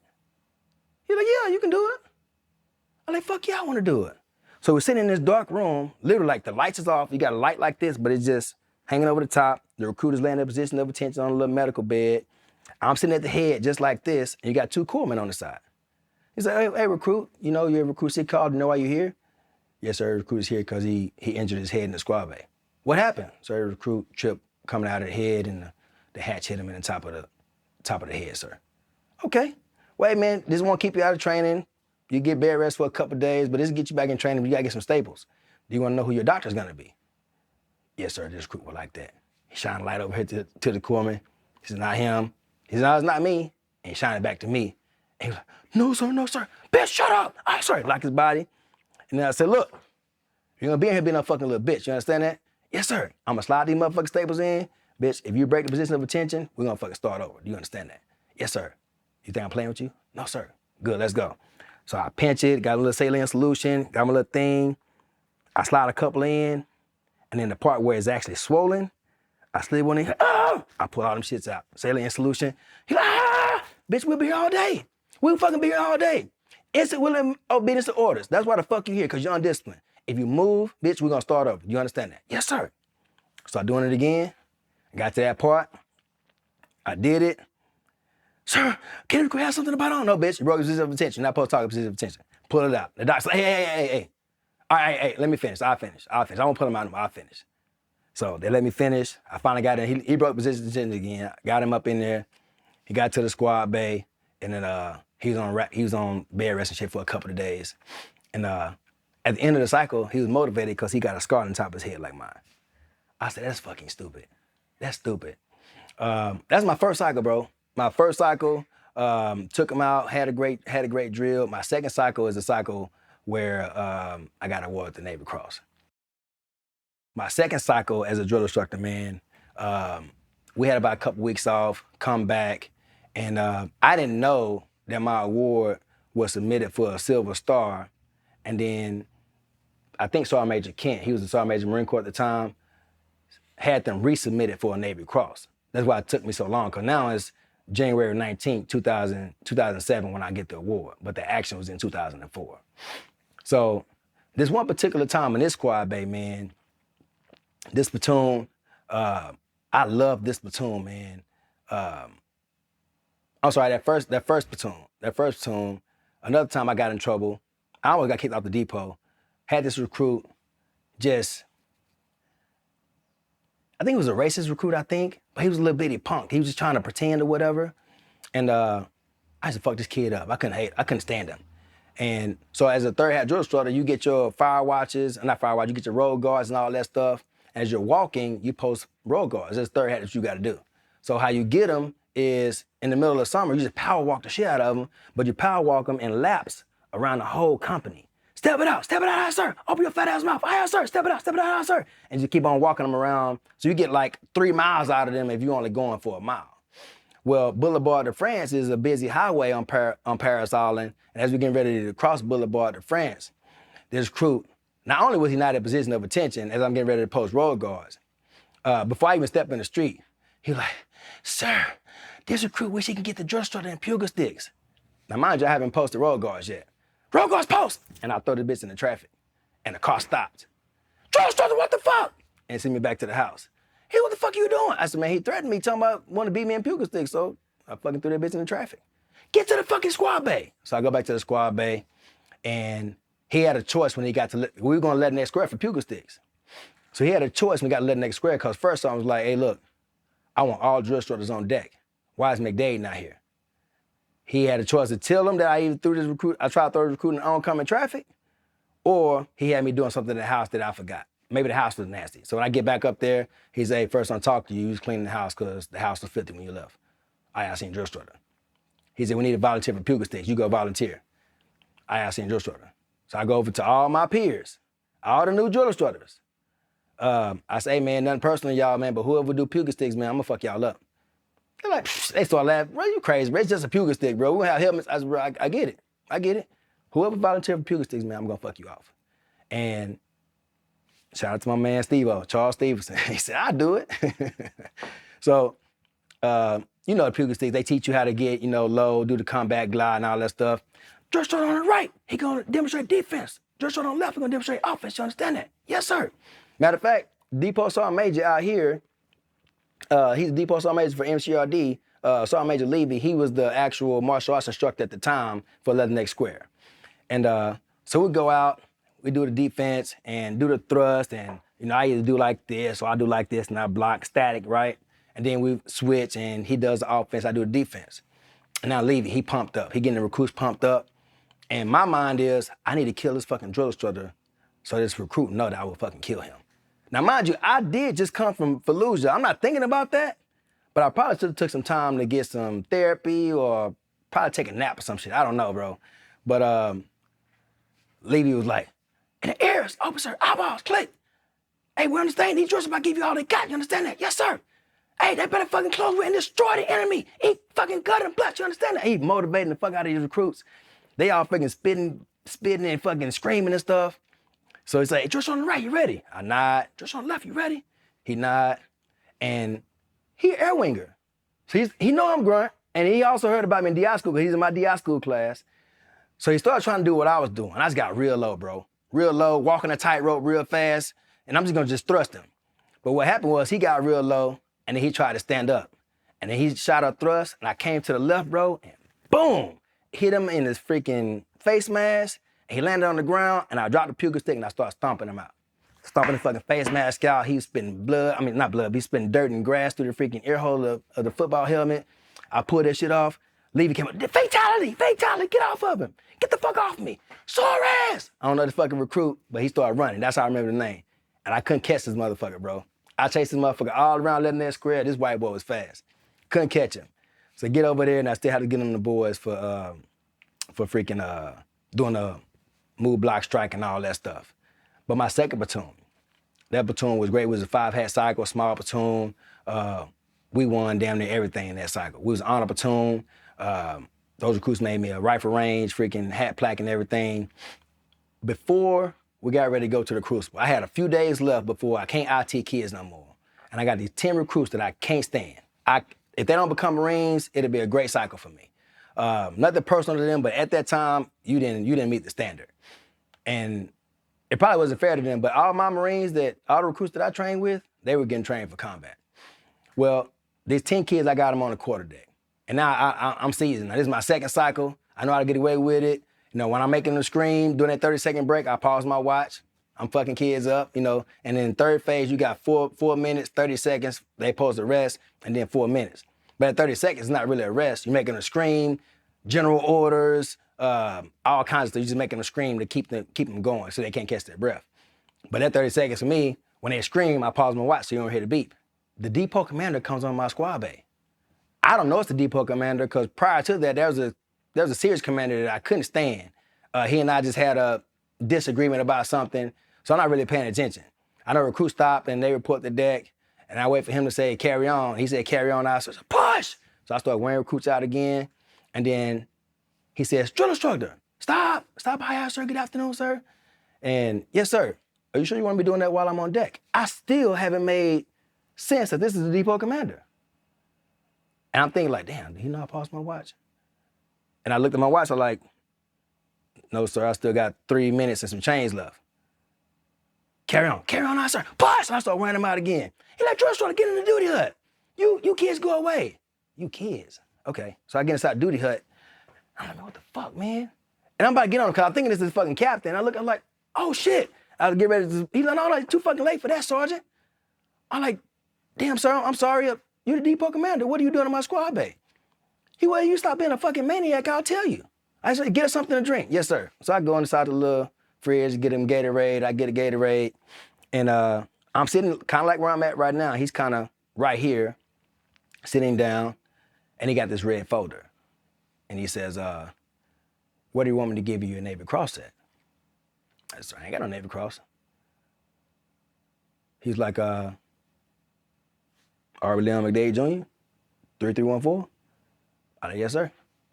Yeah, where do you want to give you Navy Cross at? I said, I don't want it. He's like, I get it, you humble. I said, sir, I ain't humble shit. I just don't want it. The depot commander, bro. I'm talking to the man just like this. I ain't humble shit. I just don't want it. He said, okay. He said, if you go check MOL, I'm pretty sure you already got it. Marine Online, so I go to the computer, log in. At the top, man, blue and white ribbon, NX, Navy Cross. I have a moment for myself, man. Come out from behind the desk, come back over to where I was sitting at. He said, okay, now we got that out of the way. What do you want me to give you a Navy Cross at? Sure, you can give it to me. He's like, drill instructor, are you serious? Yes, sir. I don't understand. He said, so do you think I'm gonna give you the nation's second highest award for valor in combat, like second to the Medal of Honor, in a somewhat squared away duty hut? I was, sir, shit, if you came down here to tell me what to do, then tell me what to do and I'll do that. He said, I don't want to do it like that. I was, sir, you're gonna have to tell me what to do because if you give it to me, I want it right now. I'm not gonna get that award if my Marines that I did the action with for the award aren't here. As a matter of fact, take me up to Lejeune. Let's go to Bravo Company 18, go to my quad. I got all my promotions there. Let me get that there too. He said, no, I'm not giving you a Navy Cross in a fucking quad or some barracks. He said, you said something about your Marines being here.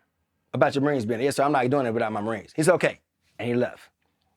We go to the Crucible, do that whole thing, come back, and doing graduation practice, he calls me up and he says, we're gonna award you a Navy Cross in front of your Marines. He said, I think it'd be good for them and it'd be good for the Marine Corps. I said, all right, sir. He said, you good with that? I said, sir, I'm just following orders. He's like, McDade, I don't want you. I said, sir, I get it. You can't control how I feel about this. So I'm following orders, because if I was able to get it, it wouldn't be no formation. They're Marines. That's the only reward they to get. That's the only reward they need. As far as like my drill instructors, I talk to them about, they ain't earned shit. These are fucking kids. They'll get their time. But yeah, we went through that whole thing, man, and then during the graduation, because he told me, I said, sir, I don't want to say anything. I just want to come up, clap, clap, clap. You pin me on, out by face, clap, clap, clap, and I walk off. He's okay, we can do that. Well, during graduation, I do that, walk up, clap, clap, clap. He pins me on, eye about face, clap, clap, clap, and before I get ready to step off. Now, ladies and gentlemen, a few remarks from Sergeant McDade, Navy Cross recipient Sergeant McDade.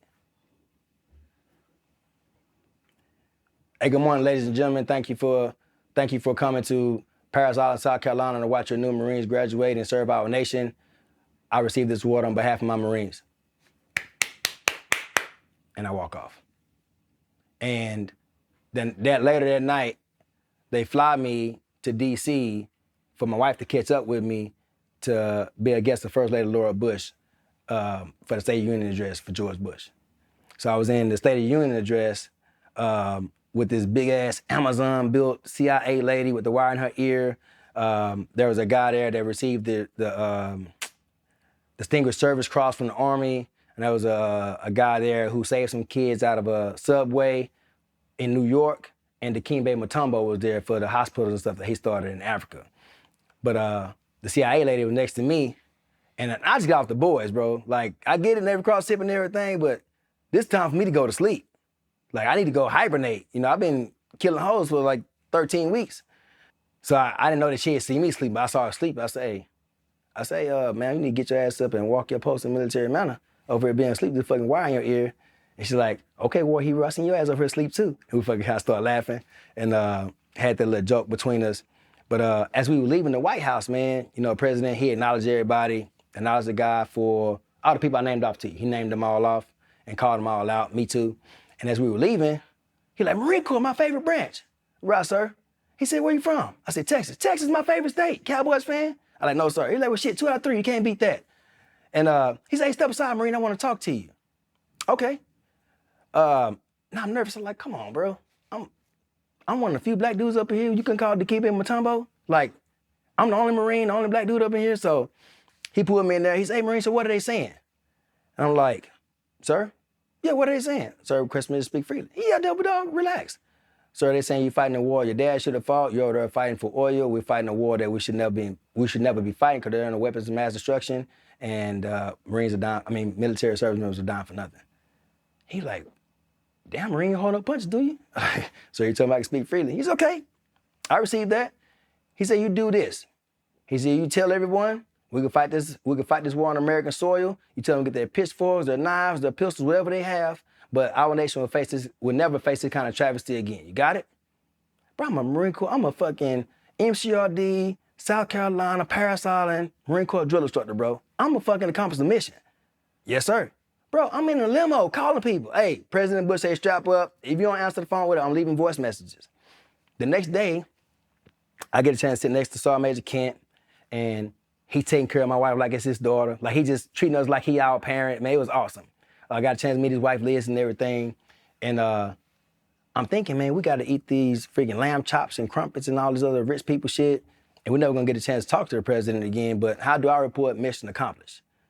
So he gives his remarks, and I'd already met some of the butlers and stuff. Butlers in the White House are really cool, bro. Like, that's some real cool shit to meet these guys. But I told him, I said, man, how do I get a chance to talk to the president after this? He said, man, you ain't gonna have no time after this, so if you want to talk to him, he has to be here. All right.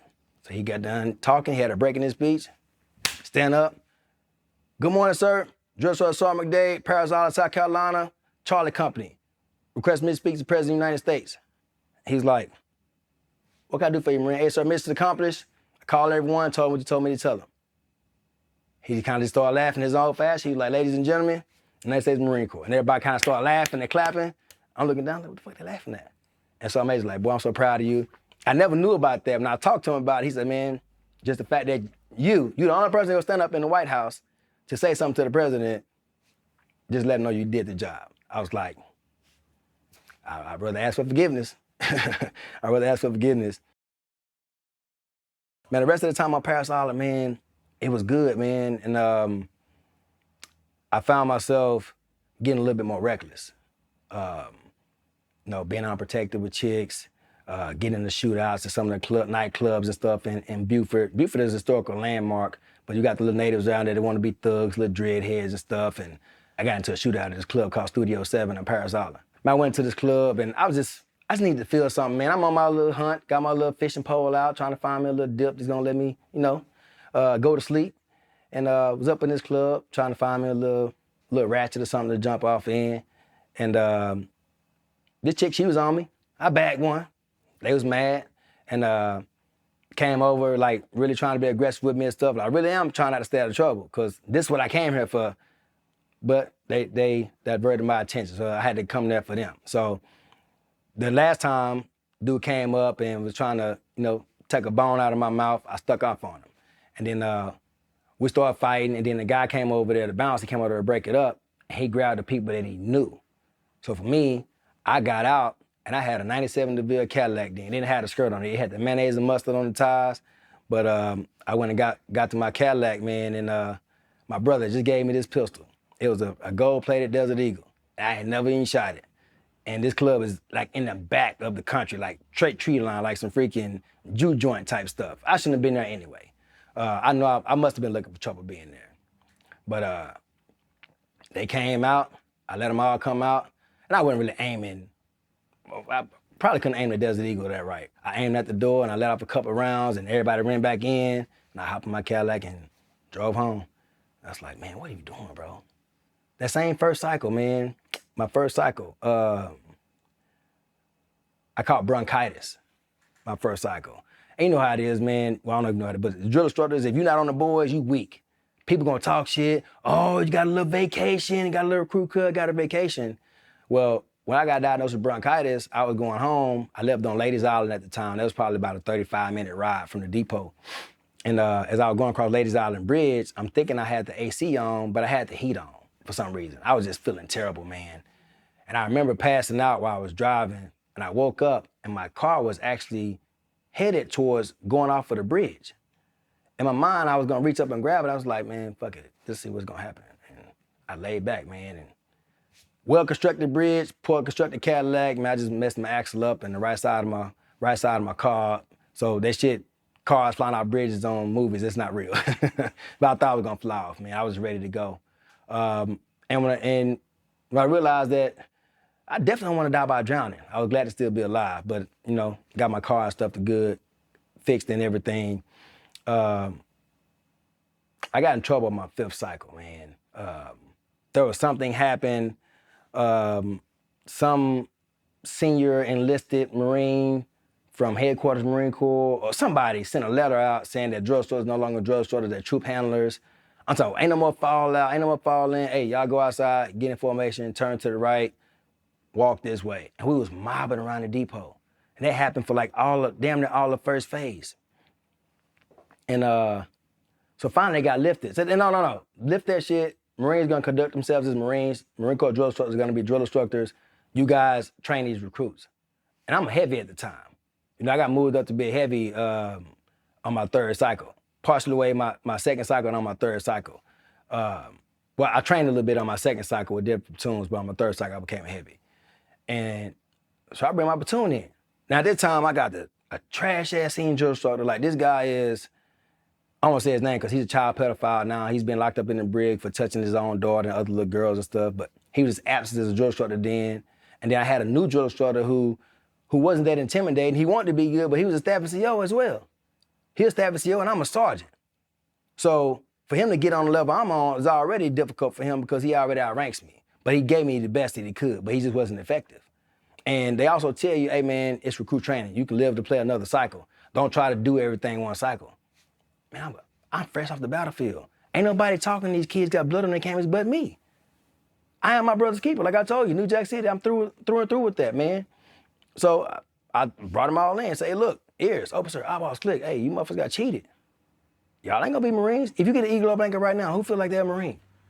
Nobody raised their hand. And said, look, I can get you right. I can train you, it's gonna be hard.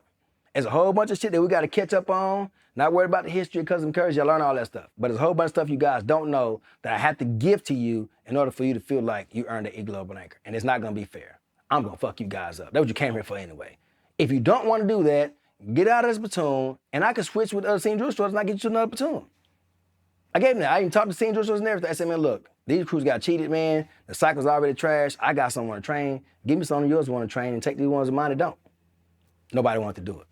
So we're doing A-line to BWT. That's when you go out there, do the push-ups, pull-ups, and the crunches, and, do land nav and shoot the automatic weapon. Well, you got the morning doing stuff on the ground and all that, and we're running around. I'm making corrections, get your knees off the deck, back straight, all that stuff. As one kid kept on putting his knees on the deck. Bitch, you put your knees on the deck again, I'm gonna fuck you up. So run around, push, correction, get back straight, and knees on the ground. So I sprint over there, and on everything, bro, I slip on this kid. But like I said, I ain't gonna let it look like it was an accident. So I slip on him, and then when I fall on top of him, I get up, I put my knee on him, I step up, and I stand up on top of him, I get up. Get your freaking knees off the deck, get your back straight. Wedge my foot under him and lift his fucking body up. Kid said I kicked him. He's a little small white dude. No bruises, none of that stuff on him. Either way, I don't give a fuck, whatever. I ain't got no trouble, I'm good. So they in the rain shed and the senior drill instructor giving them chow. As I done dropped the chows off, and I'm getting ready to go to main side to go get something for the team. He's up there asking the recruit, well, what do you want me to do? I'm like, bitch, a recruit ain't got no fucking choices on Paris Island. We on fucking Paris Island, we Marine Corps drill instructors. He's a fucking civilian, he ain't got no fucking choices. Let me tell you the choice you got. Get fucked up or get fucked up. That's the only choice you got. Fuck you and your senior drill instructor. So now I know he's not doing what he's supposed to do as a senior drill instructor. He's not gonna save me. So I run around the depot, find some people, hey man, look, I got this kid, man. Had an incident with him this morning. I reported it to my senior drill instructor, and I don't know if he reported it, but I'm reporting it to y'all. I did everything I had to do. And they couldn't save me. Marines that got in trouble, they was freaking, they call it turning over the pit. You gotta dig all the sand out of the pit and put all the sand back. I could've did that. A beautification, go paint the PT field, or go on a crazy ass PT run or something crazy. I could've did that. None of that happened for me because I was Navy Cross recipient. The Depot Sergeant Major Williams, I don't know his first name. There's a whole bunch of Williams, but Depot Sergeant Major at the time, on the most disrespectful stuff, the dude eating a bag of chips in his office telling me that I'm not gonna be a drill instructor anymore. I'm gonna still keep my career and I'm gonna go to 29 Palms and do that I'm up there, see me, I'm down stuff, but it ain't gonna happen on my watch. We ain't gonna have the Beaufort Gazette say Navy Cross recipient beats recruits. Not on my watch. Are we serious? I'm only getting in trouble because of who I am. I'm only getting in trouble because I'm a victim of my success. Not that I've been a part of 2 honor platoons, not that I don't have any bad paperwork. I won drill when I took them out. No, I done been selected to go do the recruit station visits, go out there, be an example for my company and my battalion.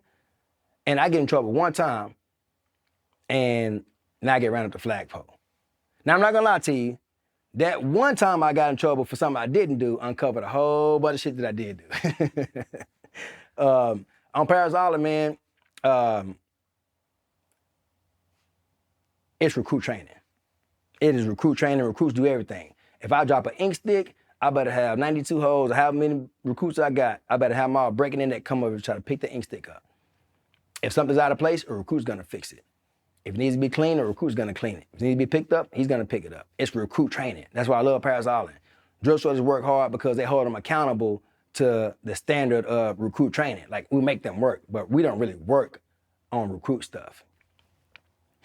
But I got NJP'd. I got NJP'd for recruit abuse and all this stuff. And all this stuff I self-reported. And again, this is around the holidays, and they called me into the battalion office. My company first sergeant and my company commander, we all go in there and we have a conversation with the battalion commander and the battalion sergeant major. And they all come out and they tell me, okay, this proceedings, we can't let it look like you got special treatment and all that kind of stuff because you're a Navy Cross recipient. We gotta go through this, but nothing's gonna happen. Okay, cool. Going there, we're having this conversation, and battalion commander starts to become extremely disrespectful to my unit. Bravo Company didn't train you worth a damn. You don't give a damn about Marines. You're a freaking bully. Like, and he talked about the Marines and your unit. I'm just disrespectful, bro. Like, basically my unit wasn't shit. They didn't do a good job of training me. And I want to jump across this desk and snatch this bitch's life out of his fucking body. But instead, man, I'm just swallowing it. I just gotta get through this. Let me take this. Let these tears run down my face and refrain from fucking this guy up. I leave out of there, thinking that's over with behind me. We come back for the holidays. They tell me I done missed 5 check-ins for restriction. How the hell am I restricted? I got a wife and kids. But they made me do a restriction in the barracks, 45 days. I was calling my wife at the time, telling her what I was doing, did a restriction, thinking that's over with. Then when I got off restriction, that's when they RFC me. They take my belt and my cover. I'm no longer a drill instructor no more. So now I'm on Paris Island, and although Paris Island is an historical landmark, man, it's expensive to live there. It's expensive to live there, especially without that special duty pay. We was getting, I think it was $375 or something like that. And without that little money, man, I was struggling. So now I'm really cutting hair, trying to figure out how to get some money. People showing me some love. Marcus Williams, man, that dude was, I met him through Marion McClary. Marcus Williams he was just like a godsend for me, man. You know, I was going through a lot of stuff and let me sleep in his barracks room, broke me off a little bread. He was just my brother. Still to this day, he's just always been there for me. And Eric Thompson. Yeah, I got in trouble on Paris Island, got NJP, and I got busted down. Not busted down, but they removed my number. I was in zone for Staff Sergeant. So I went to 29 Palms Weapons Company 17 as a sergeant, and I checked in over there, man, and got promoted shortly after, and just landed in on some good dudes that was really, really godsend for me. Did a deployment with them to go back to Fallujah, and it just looked completely different. I couldn't even recognize it. And then it wasn't combat then. We were just responsible for escorting the EPIRC team and doing MSR patrols and stuff like that. And then after that, we went to Okinawa. That was a really good deployment for me to experience Okinawa. And we went on the 31st MU, Philippines, did a humanitarian assist mission out there with them and stuff. And then when we came back, I wanted orders to go back to the drill field. But my chain of command at the time, they was like, we're not gonna make the mistake of you going on a deployment and then coming back and going to be a drill instructor and get in trouble again. So take a break. Left 29 Palms, man, and they sent me to CLRB 27 back to Lejeune, which was good because at that time I was, you know, going through a divorce and focusing on my marriage and stuff and working on orienting my life. And that 14 months at CLRB 7 was good. Come back Logistics Regiment 27. They just did a whole bunch of logistics stuff and I was just there as a pit stop. I trained the deploying units that were on how to employ machine guns, both mounted and dismounted.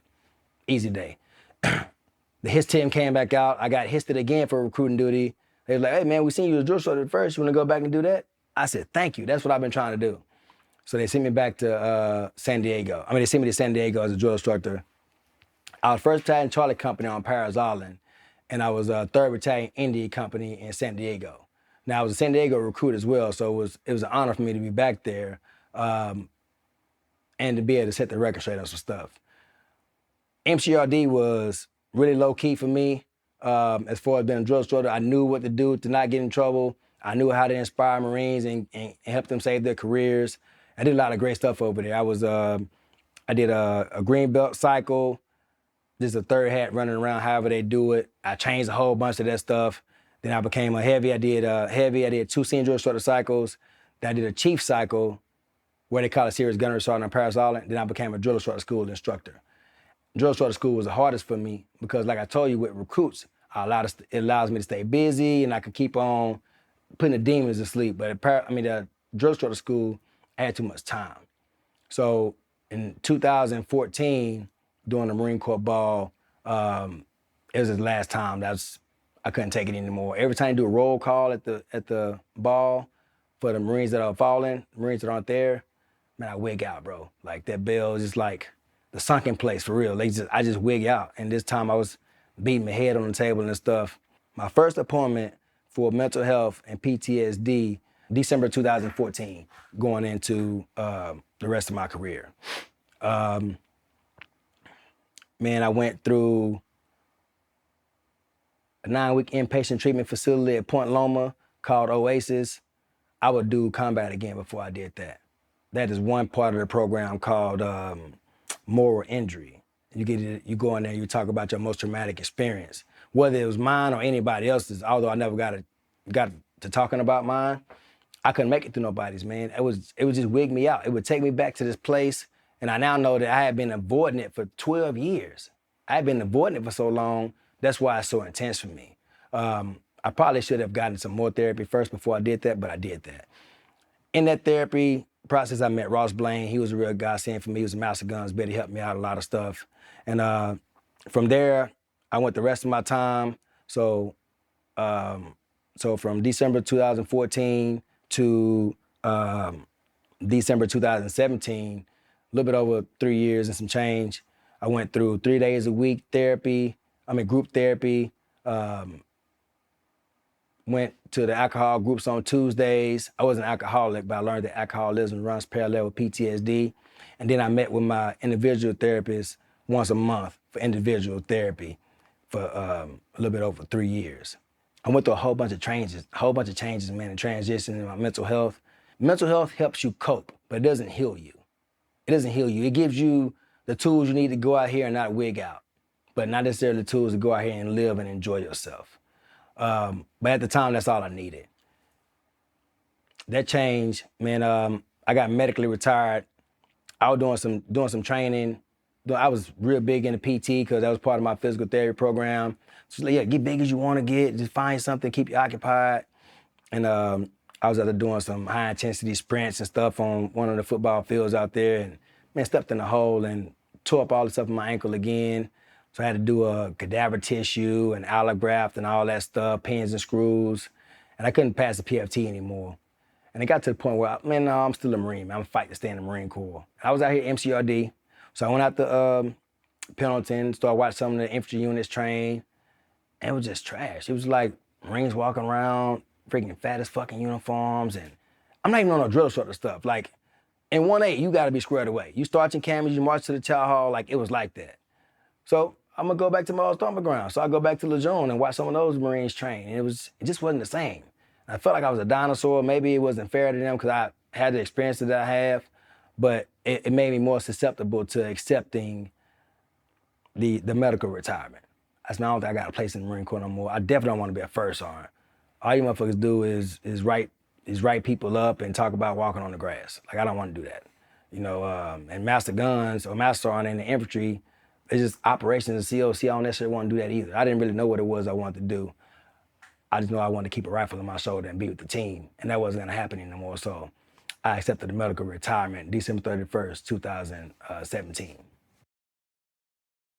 2016, man, I had took some initiative, bought a house in Texas, had my wife at the time. I said, man, wherever you wanna live at, find a place for us to stay at, and then you can go and move forward and establish, us there. So they was in San Antonio for the majority of 2016. And, 2017. Bought the house 2016, and then they moved in 2017. And I was standing in the barracks room so I could make it to my appointments and do all that kind of stuff to make sure I'm squared away for the process and everything. And I'm changing. I'm going through stuff. I'm out here by myself, and I'm not getting used to being by myself. I really am embracing the new mindset and perspective that I have on being able to communicate better and being able to be a nicer husband and a nicer daddy. But at therapy, it grew us apart, man. Came home from the military and everything was good. You got that high coming home. Came home on terminal October 2017. Hung out and did that whole thing. Then obviously you got Thanksgiving, you got Christmas, and then I do a retirement for myself. Well, I don't do a retirement for myself, but my wife and a good friend of ours do a retirement for me in Lejeune, and that was great. And then we come back and kids go to school and school is almost out and we drop them off for the summer. That's an advantage that I got, being able to deal with my mental health while I was on active duty. I never got to the point to where I was thinking about reintegrating as a civilian. I was really, really secured. I'd already planned for, look, this is how much money I'm gonna make. I can secure my bills. Let me take some time, take care of myself, and see where I'm gonna be at with my family. And once I realized, I felt like I was living in a snow globe, bro. Like people could see me and they could see me saying something, but they couldn't hear me. And my family and I wasn't connected at all. So I finally, submitted a divorce and moved from San Antonio, moved back to Fort Worth. And I had the first feeling of being a civilian when I got my first job at a Veridesk, now known as Very. They sell the sit-to-stand desk. That was my first job. A Marine found me, hey man, and he found me at the right time. So I got that job, did that for about 18 months. And then an opportunity to work with LaDainian Tomlinson to run a character development leadership program presented itself. And I did that from 2020 until till last year. I broke that contract with them. I like what they're doing, but I want to serve in a different capacity, in a different way. Still with the kids, just in my own way. They do it for a profit, and I kind of want to do a hybrid approach. So my experience in the Marine Corps affects me in all facets, good, bad, and indifferent. And it just depends on who you're talking to. I put the work in for myself to be at a place to where living with PTSD is not difficult at all. And I'm honest to tell anybody that, life is hard without God. I don't know how people do it without him, and I did it without him. I know how difficult it is. So the only cure to really get to the point of being able to understand and process PTSD is having that sound relationship with you and God. But the Marine Corps, man, yeah, it opened up doors for me. Like I'm out here in San Diego, bro, as a civilian, because I get a chance to talk to you about some things I've experienced and tell his story, tell people about what God brought me through. But also on the same front, man, I remember the nightmares I had out here. I remember the therapy and riding up to 5 and thinking about hurting myself and all the crazy stuff that I was doing out here, But the opportunity to be able to, Jim Carrey, he said, the greatest currency one can have is the effect that you have on others. I love that. And it gives me something to live by. So now that I've identified myself as a man of God, period, point blank. The Marine Corps is built off the Bible. I'll be willing to have that conversation with anybody. And I don't know the Bible that well, but I do know that all the things I've experienced in my life, and now that I've started reading the Bible, April 17th this year, I'm able to have correlation and revelations about I experienced this, and the Bible talked about it before I even experienced it. So as far as like quality of life and peace within, and I call it head, heart, stomach, mental clarity, spiritual peace, and healthy lifestyle. It hit different, bro. It's different now, man. And you can make excuses, you make results, you can do both of them. So trying everything else, I done tried everything else. I didn't do the drugs and alcohol, but the people who did do it, there's no evidence that works either. And I tried everything else. So now I don't allow the experiences from the Marine Corps or even my childhood to be that of something that's gonna impact me in a negative way. Because all of it is a recipe, bro. It's a recipe to me. It's a recipe to the things I've experienced. If my parents don't do drugs, the times they did the drugs, or if I don't get my ass beat the times I got my ass beat, or do something good, bad, or indifferent the times that I did it, the recipe is different. I have to put things in place to mitigate negative thoughts from PTSD and negative feelings and all that stuff. And I learned after a while that putting things in place is not enough. The recipe, and it's not a one size fit all because it takes a belief system. And at the end of the day, I want us all to understand that without information, we are gonna perish. We're gonna die without information. Information gets your life in formation. Covered in a line, 40 inches back to chest. It gets your life in formation when you have information. And information is not who said what and he said this and this medicine said it's gonna do that. Information is learning about that personal divine ability that you have within inside of you. The problem is, for me, not the problem, the fortunate part for me is that when I was alone, I was never really alone because God was always there. Even though I didn't know that at the time, I depended on myself. I had to figure out myself.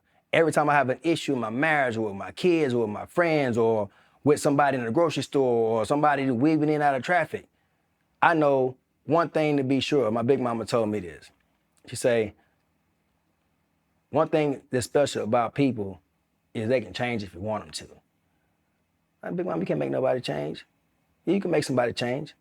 Every time you're having a conversation, you're talking to three people. You got a person you're talking to. You got a person that's eavesdropping on your conversation, knows what you're talking about. You got a person that don't like the fact that you're talking to this person anyway, or just have some type of ill deed towards whatever it is you're doing. But the special thing about all those people that have in common is you. And if you change, they all have to change. Either they're gonna change the position they're in, they're not gonna be in your life, or they're gonna change and evolve and adapt so they can be in your life because they appreciate your presence. So when I understand that my life isn't going the way that I needed to go, and this is before I read the Bible, when I understood that my life isn't going the way that I needed to go, there's something about me that I need to change. There's something about me that I need to change. And when I made those changes, I was able to validate those changes in a way based off how I feel, but also how people was receiving me. What changes were they making? Are they making the changes that I want them to make? If they're not doing that, then I need to make some different changes. Man, like I told you, man, I couldn't read the Bible and all that stuff because it didn't make no sense to me. You know, my people was enslaved with it. You know, drug addicts was hiding money and drugs in the Bible, and old people read it. I didn't find no correlation for myself there. April 17, 2024, my first time opening the Bible on purpose to read it, my pastor, Antoine Stewart, sent me this Bible. And it's called He Reads Truth. And the thing about truth is truth doesn't change. And the reason why a lot of us are still struggling with PTSD, because we go find a medicine and the medicine changes. Or we go find a doctor and what they telling us, it changes. And everybody else is saying something different and it changes. But in that Bible, in that book, the truth is the same. You could argue all you want about, man, what about different translations, this and that. Well, what Bible have you read that was bad? Which one have you read that was bad? I don't give a damn about the correlations of the New Testament, Old, none of that stuff. What have you read that was bad? You know, and I'm not promoting that on nobody, but at the end of the day, if everything you try, if you can have the lifestyle you want to have, you'd already have it. Which means if you don't have the lifestyle you want, you don't know what the hell you're doing. So let's go read the book, the very first publication. Let's go read the very first book of our lifetime and figure out how to get our life in order with the information that's in it. It's that simple for me. At the end of the day, I tell anybody, you served in the country, whether it be Air Force, Marine Corps, Army, Navy, Coast Guard, Space Force, Secret Squirrel, whatever you're doing, if you have the capacity and the capability and the commitment to follow some rules and regulations created by a man, then you should have that same kind of capacity, capability, and commitment to follow the rules about your life. In a book that's telling you, this is how you live a good life. Now, I work with kids now, man. I have a great time with these kids. My overarching goal is to get in the foster care system. I was watching the Simon Sinek TED Talk, and he said, you want to solve a crisis, you solve the crisis that pains you the most, you want to be successful. Mine was absence. You know, like I liked the fact that my mom always came to get me, but I kind of wish that she never left. So, but the fact that she did leave, it taught me about how resilient I am, how blessed I am, I get a chance to choose. You know what I'm saying? You and I just met, bro, but shit, hey, bro, sorry to call you, man, but I need this. Bro, I'm gonna pull up on you, or I'm gonna shoot it to you if I can, because we brothers. I get a chance to make that my choice. And I'm a life changer. I'm my own life changer. I always had the ability to change the lifestyle I no longer desire, because I'm a life changer. That's an empowering statement. Life is an acronym. Love, invest, forgive, and example. So the recipe of my life for going through all that stuff, man, I have a multi-generational message. I got a big mama who was born in the 1800s, who's experienced Jim Crow, all that other kind of stuff. I'm a crack baby. Like literally, I'm a crack baby. My parents told me they was 2 years to the good with doing that drug when they had me. And that's the recipe of me. Does it stop at combat? Does it stop with, yeah, man, I did some stuff and I saved some people, now I'm a freaking hero. Yay, that's it? No, man, once you identify as a man of service and as a man of God, then you serve until you can't serve anymore. That is how I see it. And I think that us as military service members, we're looking for somebody to serve us instead of us serving ourselves. But the problem is, you raise your right hand to say, I'm gonna figure out how to serve regardless. I'm gonna stand on what I need to stand on for my nation. Have the same kind of commitment for yourself. Well, man, you've been through all this stuff and it may not be that easy. It may not be that easy for some of us. That's a choice. I literally just do Simon Says. That's it. I was a boss at Simon Says. That's how I stayed in trouble. Simon said if they're shooting over there, don't go over there. Simon said if they're wearing red, don't wear red because people in blue gonna shoot at them. It's just stupid stuff I just decided not to pay attention to. We all can talk about what doesn't work. We have a lot of information that we don't even apply that will work. Loving your neighbor works. I love the word holy. A lot of people talk about holy. It's like, going to church and suits and stuff. The holy just means one, just being in oneness with God. And if we're all created in the image of God and we got God within inside of us, then we should be one with ourselves. So I tell people, holy is honor and own loving yourself. If you honor and own loving yourself, then you can't go wrong with loving yourself because the overarching goal is love yourself. Stop beating yourself up. I learned that anger is I'm beating myself up for what somebody else did. It's a whole bunch of stuff, and we live and die by acronyms and processes in the military. But for some reason, when our boo-boo is hurting, ouch, or our head is hurting, ouch, or I'm having nightmares, we come up with excuses. We don't fight no more. We fought for our life to come home. And now we're home, we're not fighting to stay home. We're not fighting to stay alive. It doesn't make any sense to me. So I'm not gonna say it's a choice. I understand mental health, I understand being sick. If you wanna call it suicide attempt, I guess I have one of them too.